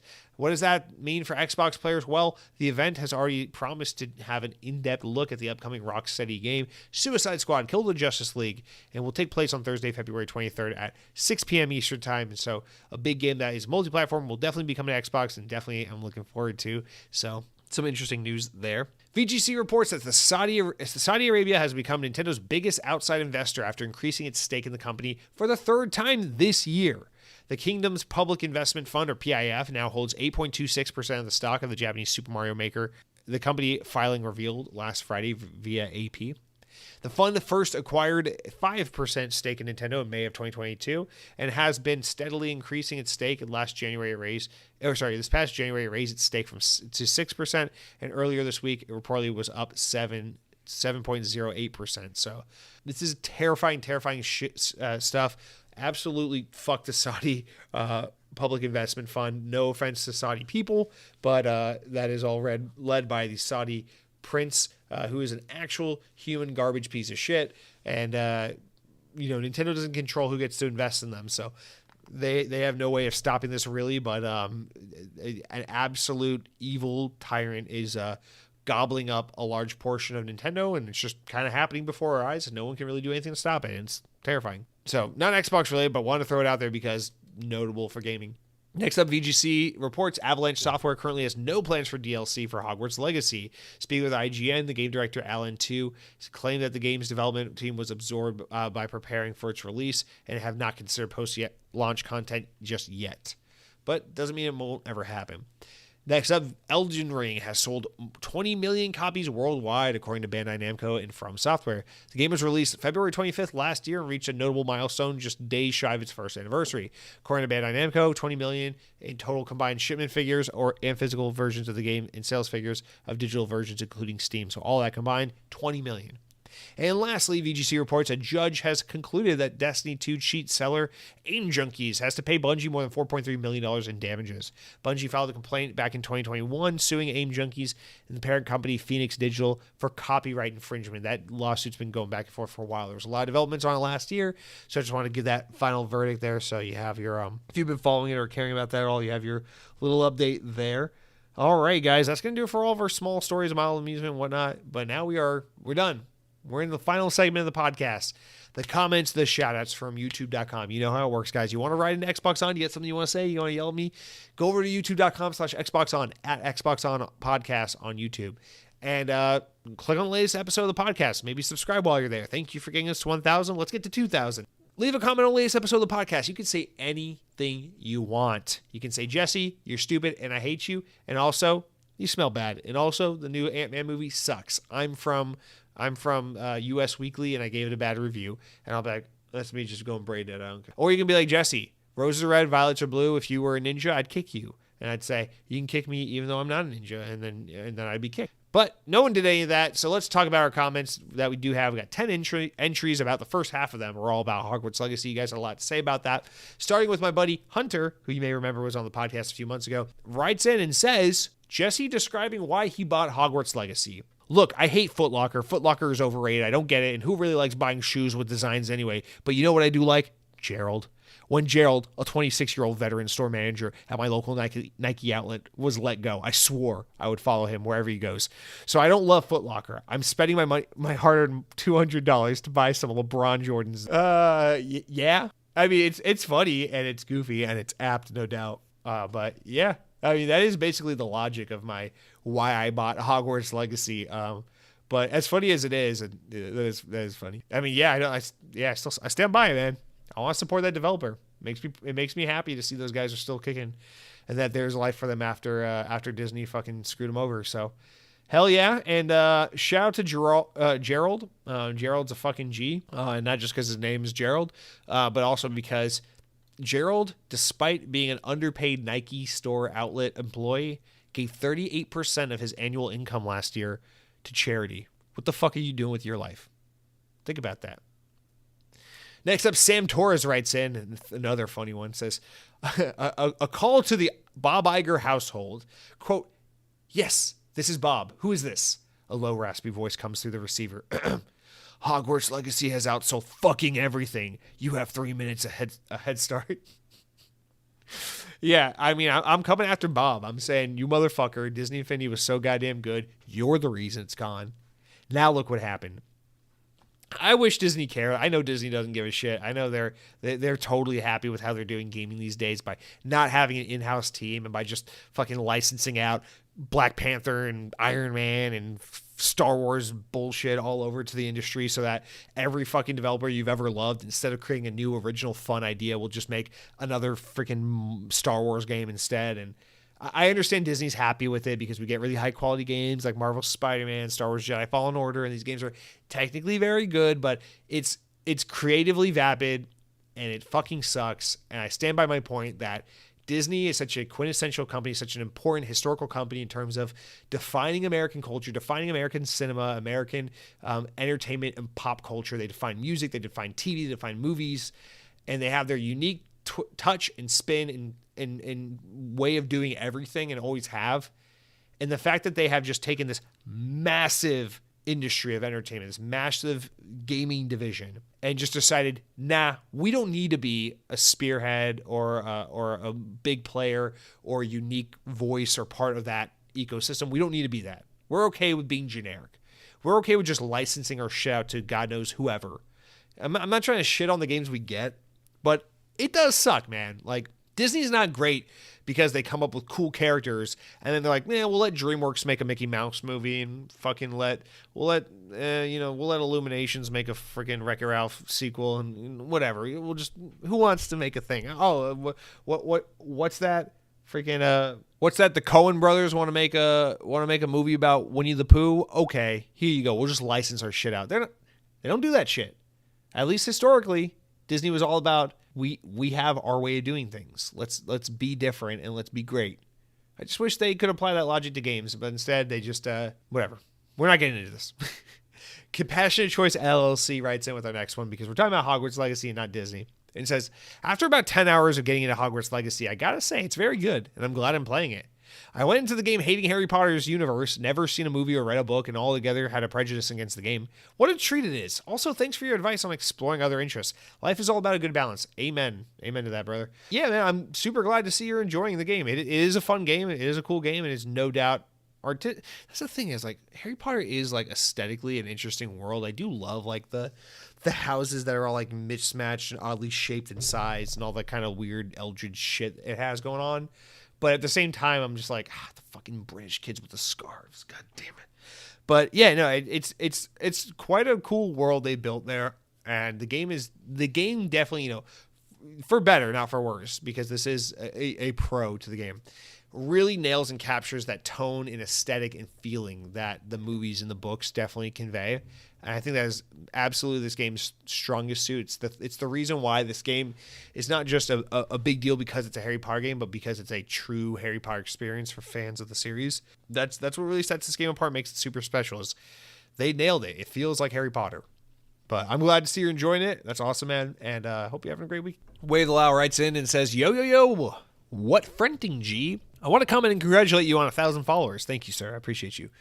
I also want to say that Hogwarts Legacy does look like a well-designed game, but as almost all the important games that came out last week have some bad optimization issues, I wonder why so many developers are having such a hard time making the software interface with the hardware in a way that just doesn't cause so much jank. It's as if they're not testing the game enough to see issues in real time. Case in point, Wild Hearts. I'm playing it on my PC, which not to brag, is no slouch. I'm running 128 gigs of RAM on an AMD 5950X with a 3090 Ti, and the best the game will run is at 1080p 60 FPS. All those settings could still barely hold a consistent frame rate. There's also an issue later in the game that causes it to run in slow mode. I'm not joking, it literally runs in slow motion. If you've ever heard of Rurikon, I highly suggest you go watch his videos on the issue and why it feels important for gamers like Hogwarts and Wild Hearts to succeed. Jesse, take care and don't read my comment all rushed. I know you tried, and I appreciate you, but slow down. Thanks, Dad. Well, first of all, I haven't followed Wild Hearts because, again, honestly, it's really not on my radar. I'm not super interested in it right now. So I'm sure at some point I'll pay attention to it. But yeah, I didn't know that it was having performance issues. That's kind of unfortunate. But as for Hogwarts Legacy, which I can speak to, I gotta say, I don't know what the stories are about Hogwarts Legacy having optimization issues. I heard there was a new update that was for some reason not coming to PS5 or not coming yet to PS5. I don't know if that was a good or a bad thing. Maybe it didn't need the update. I don't know. But I don't know. I think Hogwarts Legacy is up running pretty well. I mean, I think I played about, like I said, 5 or 6 hours. I've seen a couple little graphical snags and glitches here like that, but the game is not running poorly at all. I think it's quite well optimized. I know a lot of people rag on the whole, like, sometimes when you open a door, a random loading screen will just appear for a second and then you'll load in, but it's an intricate open world with lots of indoor and outdoor shit. I'm not surprised that they had to kind of come up with some kind of buffer to load you in and out of different parts of the world. I think the problem is, man, games are so tricky these days because the tools and the requirements for a game to be content complete today are so much more sophisticated, so much different than where it was 10, 15 years ago. Games are super high fidelity, they're super touchy, lots of live service elements, lots of different features. Every game is about trying to shove as much open world content and features and RPG stuff into a game as humanly possible. And I think games are just bloated. the way we make games is different today. I think there's probably more split effort stuff where not everyone's together all the time. Games aren't made in a vacuum. I think, it's just games have huge budgets, and at some point publishers have to put their foot down and give a deadline and get a game out the door. And sometimes that means that the game's a little rough around the edges and things get cut and left on the, content gets left on the cutting room floor and things like that. And we wait for day one patches to make things better. Games are just more intricate and difficult and tedious to make than ever before.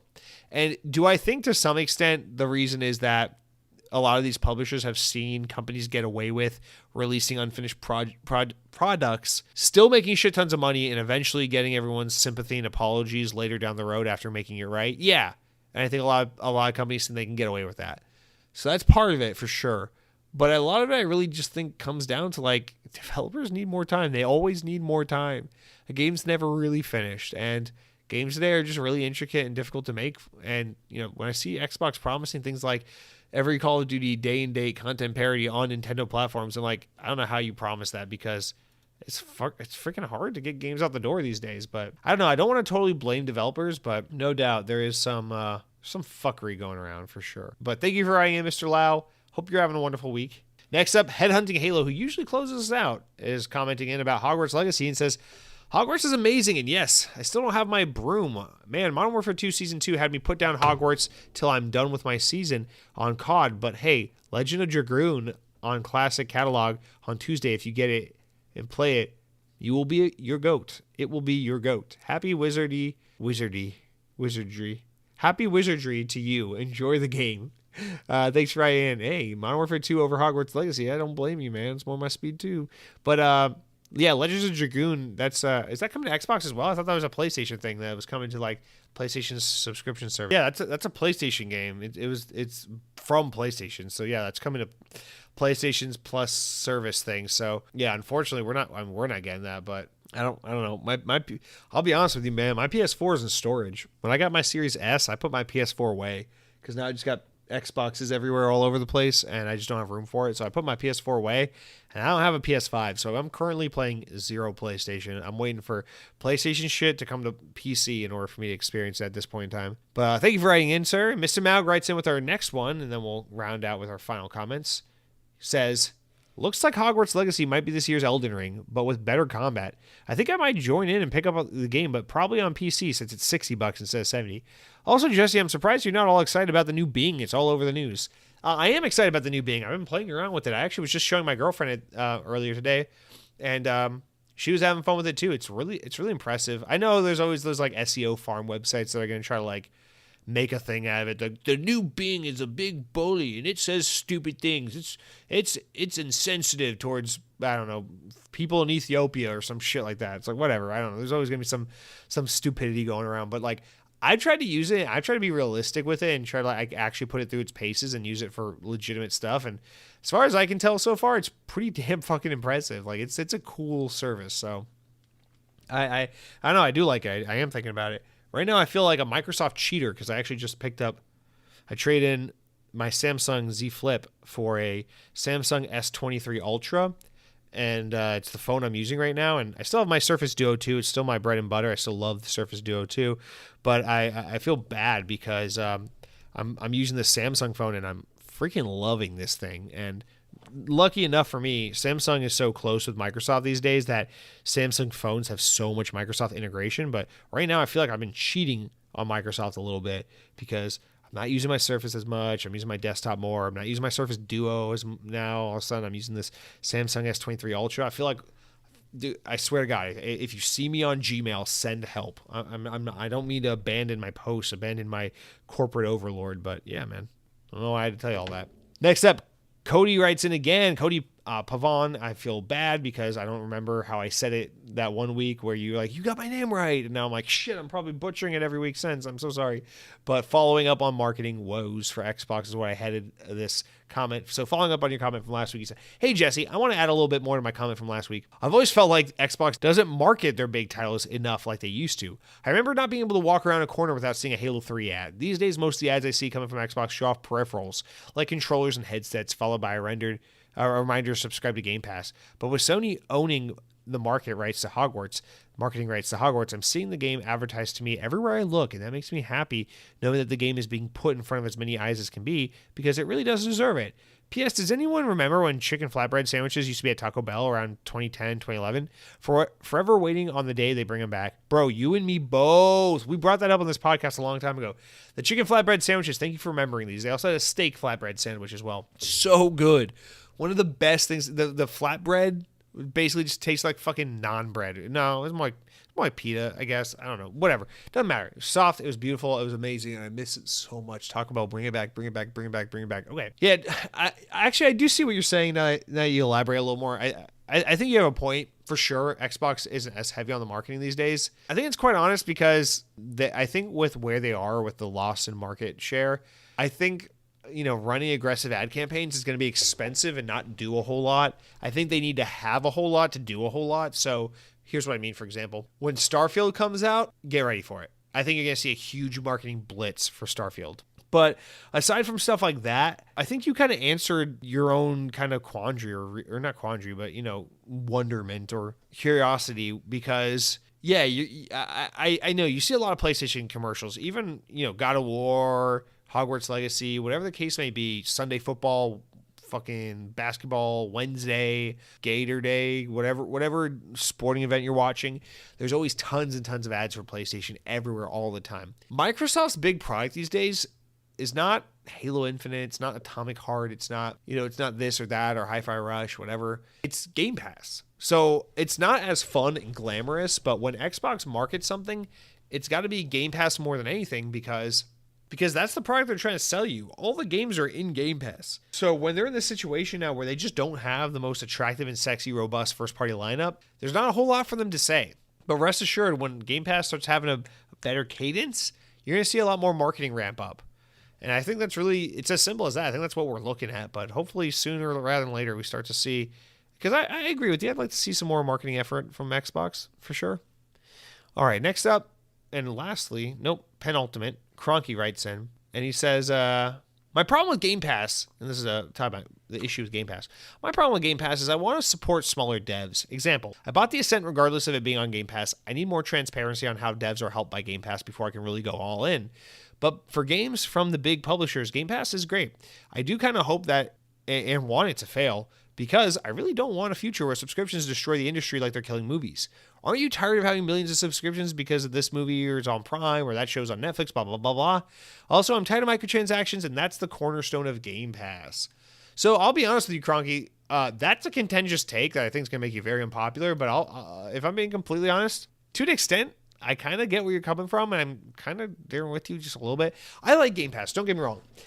Yes, I am tired of everything being subscription services on TV and movies. I'm tired of having to, it's on Peacock, or it's on HBO, or it's on Disney, it's on Netflix, or Hulu, or Amazon, or God damn it, dude. There's so many. When people ask me, it's like, oh, do you have Paramount Plus? Do you have Hulu? Do you have Peacock? Bro, no. Well, I do have Hulu. I have Disney Plus Hulu bundle because I'm a Disney whore, and because even regardless of Disney, I just like Hulu. I think Hulu's always been the best. So yeah, I have those two. I have T-Mobile as my cell phone provider, and they pay for my Netflix and my Apple TV. Otherwise, I wouldn't have either of those. Apple TV and Netflix mostly suck. I have them because they're paid for through my T-Mobile service. So there's that. Do I have Paramount? Fuck no. Do I have Peacock? Fuck no. Those services suck ass. Do I have HBO Max? That's the only contentious one, because HBO Max is awesome. HBO Max, I think, is really, really good. I just can't justify paying for another one of these things. It's like I look at my freaking bills every month. It's like YouTube Premium, Spotify, Hulu, Disney Plus, all this shit. It's like, do I really want to add HBO into that mix? I already don't have enough time to do anything I want to do. Why would I commit to yet another one of these services? I'm already upset that I don't spend more time making YouTube videos. I don't spend more time tackling my gaming backlog. I don't spend more time fucking pumping iron and working off my chub on my tummy or some shit like that. I don't spend more time reading books. I don't spend more time trying to solve for X in a math equation or whatever the fucking case may be. Like, there's so many things that I want to do with my life, and there's never enough time. There's never enough money. There's never enough attention. There's never enough energy.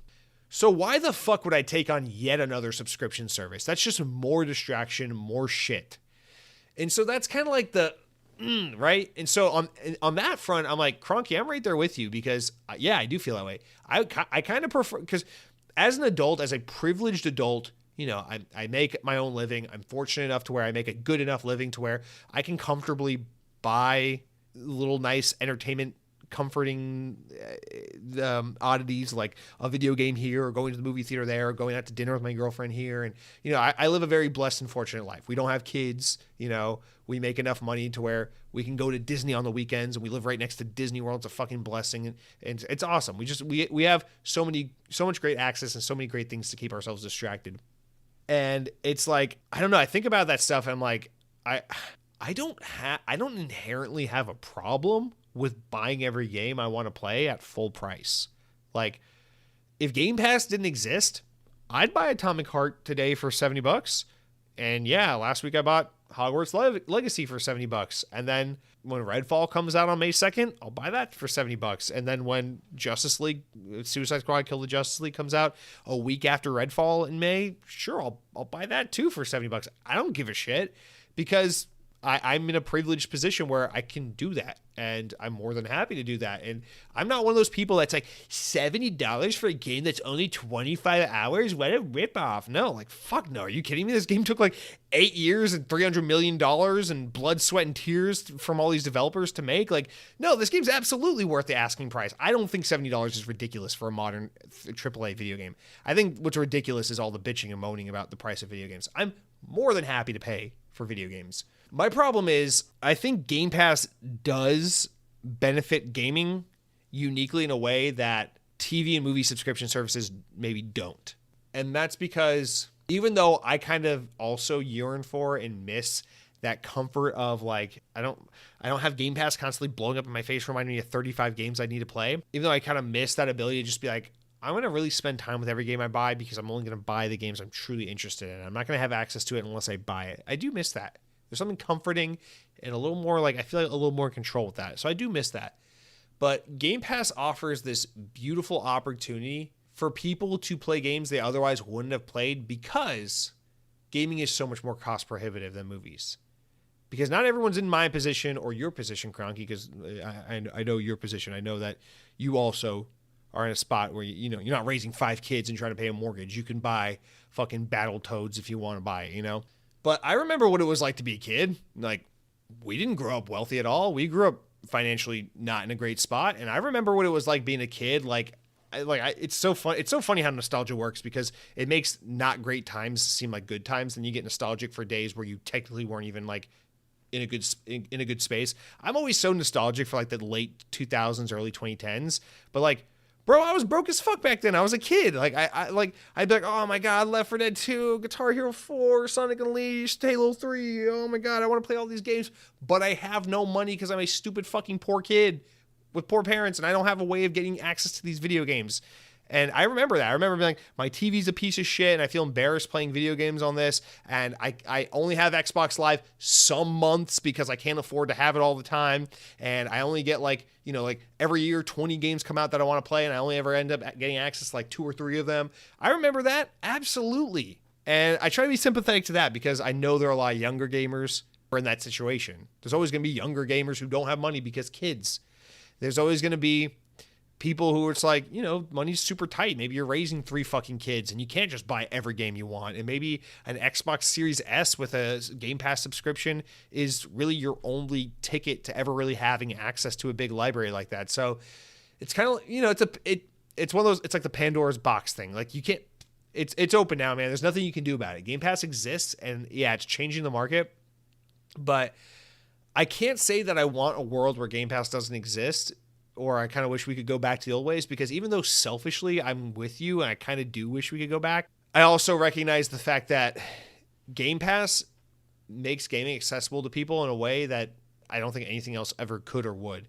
Netflix TV shit, that's a little different because TV is like this thing where it's like, okay, well, we're going to go rent this movie or buy this movie so everyone in the household can enjoy it. And it's $20. It's a lot cheaper. It's a lot more accessible. It'll service a lot more people. Gaming's a little more unique. It's like, mom and dad don't play games. Older brother or sister doesn't play games. Little Johnny, who's 12 years old, loves video games. So what, you're going to buy a $500 Xbox Series X and a $70 video game for them? Versus like, oh, we want to watch the new fucking Grown Ups Part 3 featuring Adam Sandler. We're going to rent it for $4 on Amazon so the family can sit down and watch it together. It's like, okay, there's a difference, right? So I don't know. I feel like stuff like Hulu and Netflix and HBO and all that shit, it just exists to like just keep you fucking sedated and constantly glued to the TV watching more and more dog shit, while these fucking suits in Hollywood who have no creativity whatsoever look for more and more ways to exploit your childhood and your nostalgia to be like, look, what if there was a Back to the Future Part 4? What if the Ghostbusters found even more ghosts to bust? And it's like, okay, we fucking get it. You can't stop reliving our childhood. But it's different with Game Pass because we're getting really creative games. We're getting really interesting, unique content. We're getting the ability for smaller developers to have their voices heard and to have their games pushed into the forefront and in front of the masses for everyone to explore, experience, enjoy, discover, create, whatever. It's really, really great. I think Game Pass offers so many pros to where, you know, it's so easy for us to be like, well, Game Pass is like the gaming version of Netflix. But it's like, I don't think Netflix is as beneficial to the movie industry as Game Pass could potentially be to the games industry. And we keep seeing these anecdotal stories where small developers are like, no, Game Pass fucking rocks. Like, my game wouldn't have failed without Game Pass. Like, Microsoft pays you a healthy sum of money that helps you safely sustain yourself as a developer by getting your game into Game Pass. And then on top of that, you know, your game has way better chance of doing really, really well. And of course, there probably are always going to be those games where it's like, you know, everything's a gamble. You know, new developer, no one knows you, new game, whatever. Think about Among Us. It's like that game could have been thrown out into the ether and no one would have ever given a shit. Game over. That's it. Fuck you. But that game wasn't a Game Pass day one title. It was just a random game that went out on Steam one day and it had a slow start, but one day it caught on and boom, it's one of the biggest games of all time. Amazing. Simply amazing. So yeah, I guess there is always that gamble, but it seems like developers, publishers that do get with Game Pass ultimately end up being pretty well taken care of. So I don't know, man. I just think Game Pass has proven itself to be a net positive for the consumer and for the developer and publisher, or at least as far as we know so far. It seems like that's been the case. When I talk about my pessimism or my concern about Game Pass, it usually has less to do with how it affects developers, publishers, consumers, and more with how it affects the sustainability of like these ecosystems, these platforms. Like what situation does that put PlayStation and Nintendo in? Because they can't afford to do a Game Pass. I know Nintendo can't afford to do a Game Pass. That doesn't make sense for them. So what, you know, if the world becomes Game Pass crazy, what situation does that put Nintendo in? And in that case, I think it can be unhealthy or dangerous or potentially not a great thing. So I don't know. I share some of your concern, and a part of me wants to agree with you, but at the same time, I'm like, I don't know. I just think Game Pass has helped so many, you know. I don't think Atomic, listen, in a world where Atomic Heart is not an Xbox Game Pass title and Russia is not in some bullshit fucking invasion of Ukraine, in a world where neither of those two things happening, I think that game would come out and it'd be a lot less eventful and notable. I think it would just be more of like another game that kind of comes and goes, like any kind of focus home interactive game, really. But I don't know. We're going all a little long, so let's move on. But I appreciate the write-in. I feel like there's a million more ways I could go with that, and there's a million ways you could rebuttal it. So we can have that conversation for a long time, and I'd love for others to jump in. But thank you for the write-in. I still think it's a thoughtful and fruitful conversation to have. Anyway, our final comment comes from Timothy Reeson, who says, when we're talking about always online and Halo and sadness, who says, 2 instances where requirements for internet access burned me when I was in the military. One was when I was in the military and deployed to the sand. Working 12 hours on and 12 hours off made downtime super important, and not being able to play 4 PC games I brought off my laptop because they required Steam verification via internet, not Xbox, but I know the same issue, meant my tour was so much more stressful than it could have been. Secondly, taking games to my friend's house, who lives on a farm in the middle of BFE, requires, what was BFE? Big fucking everywhere? Benevolent, friendly environments. Requires, anyway, my friend's farm in the middle of BFE requires that I only bring games that can be played offline. Semi-related, but these both big contributors to why I prefer physical versions of games over digital. Not that it matters much anymore because they're really just placeholders for initial day one patches. But great show, and I'll catch up to the current week's episode eventually. You also wrote a second comment, so I'll just read it right now. Honestly, I'm kind of frustrated to hear how amazing Halo Infinite is. I own it, but but the only time I have to play games is at the same time I have to spend with the family. As a result, I only play couch co-op games. For economic reasons, I've been away from Xbox for many years. Finally decided that it was time to introduce my wife to Halo since I had such a wonderful memory of playing split screen on Halos 2 and 3. So I bought the newest Halo and was disappointed to find that it did not have co-op. After a quick search, found that it was in development, and after literal months of waiting to play the game, the announcement came out that 343 was going back on their promise to release couch co-op, and honestly felt like a betrayal. I regret buying it without waiting for them to actually have the functionality I feel is core to the part of the franchise, and just another company making promises and failing to deliver. That being said, I'm glad there's an audience that loves the game. It's just not for me anymore. Well, hey man, Timothy, I really appreciate you writing in, and I appreciate your perspective because obviously you're definitely providing unique perspective that I definitely don't have or have been able to speak to. So I appreciate this. But yeah, man, that's a good one. The military one is like oddly specific, but definitely relevant. And it's funny because. It's funny you mention that because even though your anecdote, I agree, it's same point, still relevant, but you're talking about Steam instead of Xbox.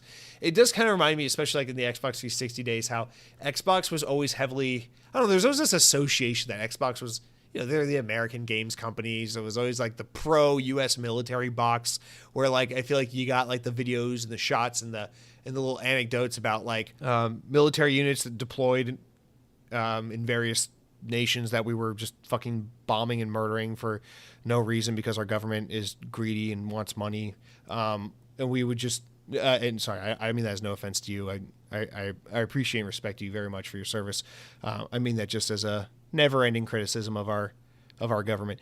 But anyway, I feel like you always used to see those stories and those anecdotes and those photos of troops like in their like bunkers or tents or whatever, where they got like their freaking Xbox 360s hooked up and they're doing like a Call of Duty or a Halo like LAN party or like a whatever, like some split screen co-op or whatever, or some 4-player Slayer, whatever the case may be. And I think that stuff's so cool. I remember seeing that kind of stuff growing up and being like, that's so cool that like this game that just brings, me and my stupid little middle school ass that plays Halo with my buddies on the weekend and shit and after school, that like people, we got Americans in different parts of the world dealing with crazy shit that like I could never fathom or imagine what it's like to experience. And these guys, like their connection, their tether to home is just this ability in this small bit of off time to be able to sit down, have this respite from their day, and for a brief moment, just connect with this kind of just authentically American experience, or just kind of home comfort experience of just sitting down and playing like a Halo or a Call of Duty game, for a little bit. And so I think that's really cool. I don't know why it just reminded me of that. So I wanted to talk about that a little bit, but yeah, it's a really good point because for games to require you to be connected to the internet, it does kind of assume that you have this default living situation that, while I think does apply to the majority of people, doesn't necessarily mean that, let me put it this way. Microsoft is a company that is so obsessed with being inclusive to the nth degree, to where we have like these adaptive kits for Surface devices. We have the Xbox adaptive controller, which no doubt super fucking awesome. Everyone loves to see it because obviously it's super cool, it's super creative, it's super inclusive, and awesome to see us take something that everyone loves like Xbox or like Surface computers or whatever and be able to make it accessible to even the most like, I guess, relatively unthought of or unconsidered kind of like physical disability that might exist out there. And so it's super awesome to think that, like, I don't know, someone who maybe had an arm amputated or was born with only a few fingers or something like that might still be able to enjoy the latest Xbox game that you and I are enjoying because the adaptive control exists. So it's so cool to see Microsoft be so insanely inclusive to the nth degree in situations like that. And then when it comes to like, yeah, we have a first party game that isn't playable offline. Fuck you, people who don't have easy access to internet. It does seem like, it's like one step forward, one step back in a way. So it is a good point. Ideally, you want to make everything as accessible and inclusive as humanly possible because, not only because you want to be considerate of everyone, all potential players, but also because it financially would stand to benefit you the most if, you can reach more people regardless of things like internet access. So End rant. Yeah, you make some good points. Things I hadn't considered for sure. And then there's always the guy that lives on the farm who doesn't have internet. God bless those people. I don't know how you do it. My God, I'm so freaking attached to stupid shit. Just constantly looking at Instagram and Disney blogs all day on my phone. I don't know how you guys do it. I would go nuts without YouTube. But yeah, and the Halo thing, man, like we won't even get into that anymore. We talked about that stuff so much back when it was more like in the news. But yeah, man, this is why that Halo anecdote, that right there is why you do not buy a game, why you shouldn't pre-order, and why you shouldn't buy a game based on something they promise to add down the line, because promises are easy to make and hard to keep. So until the thing is actually there, don't put your money down. That being said, I've definitely pre-ordered games in very recent history, and so I'm a hypocrite. But thank you so much for writing, Timothy. I hope you have a great week, and I appreciate all of you guys who wrote in. Again, I just want to give a last little thank you.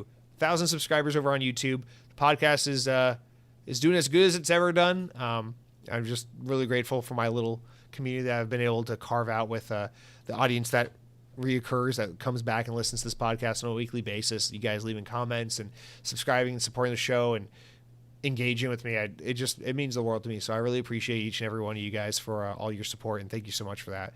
If you haven't commented before, what are you waiting for, man? Don't be shy. Reply. But that's it for this podcast this week, you guys. I hope you all enjoyed, and I hope you have a great week. Take care. Be safe.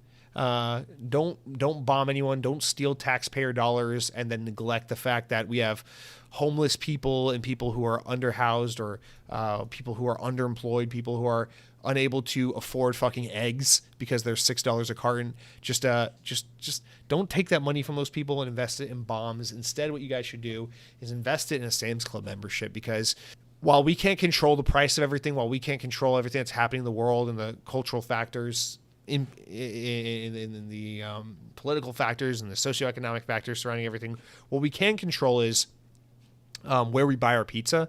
And right now, Sam's Club will sell you an 18-inch pie for just shy of $9. And I just think, considering where we are in today's world with the economy the way it is, I just think that can't be beat. So that's my advice to you guys: is get out there to your nearest Sam's Club, get yourself a membership, get yourself a Sam's Club pie, and why not get yourself a Mountain Dew Berry Monsoon exclusive at Sam's Club stores while you're at it. But that is it for this week's show. You guys take care, eat good food, play good video games, spend time with those you love, have a good time, breathe, focus on breathing, keep your heart rate down, and if you have a kitty, please pet it. Tell your cat is a very good boy or girl, and that you love them very much, because they apparently know English. Because my cat, she listens to me sometimes. It's beautiful. Please have a great day. Power your dreams. And when you're at the grocery store, make sure you buy name brand products, because it's worth the slight difference in cost. I mean, Jif peanut butter, good shit. Publix brand peanut butter. Who, you kidding me? This is fucking pistachios. It's not even real peanuts, man. They're cutting it with pistachios. The things they're getting away with. The FDA, they don't give a shit. The FDA cares about you. The FDA cares about blow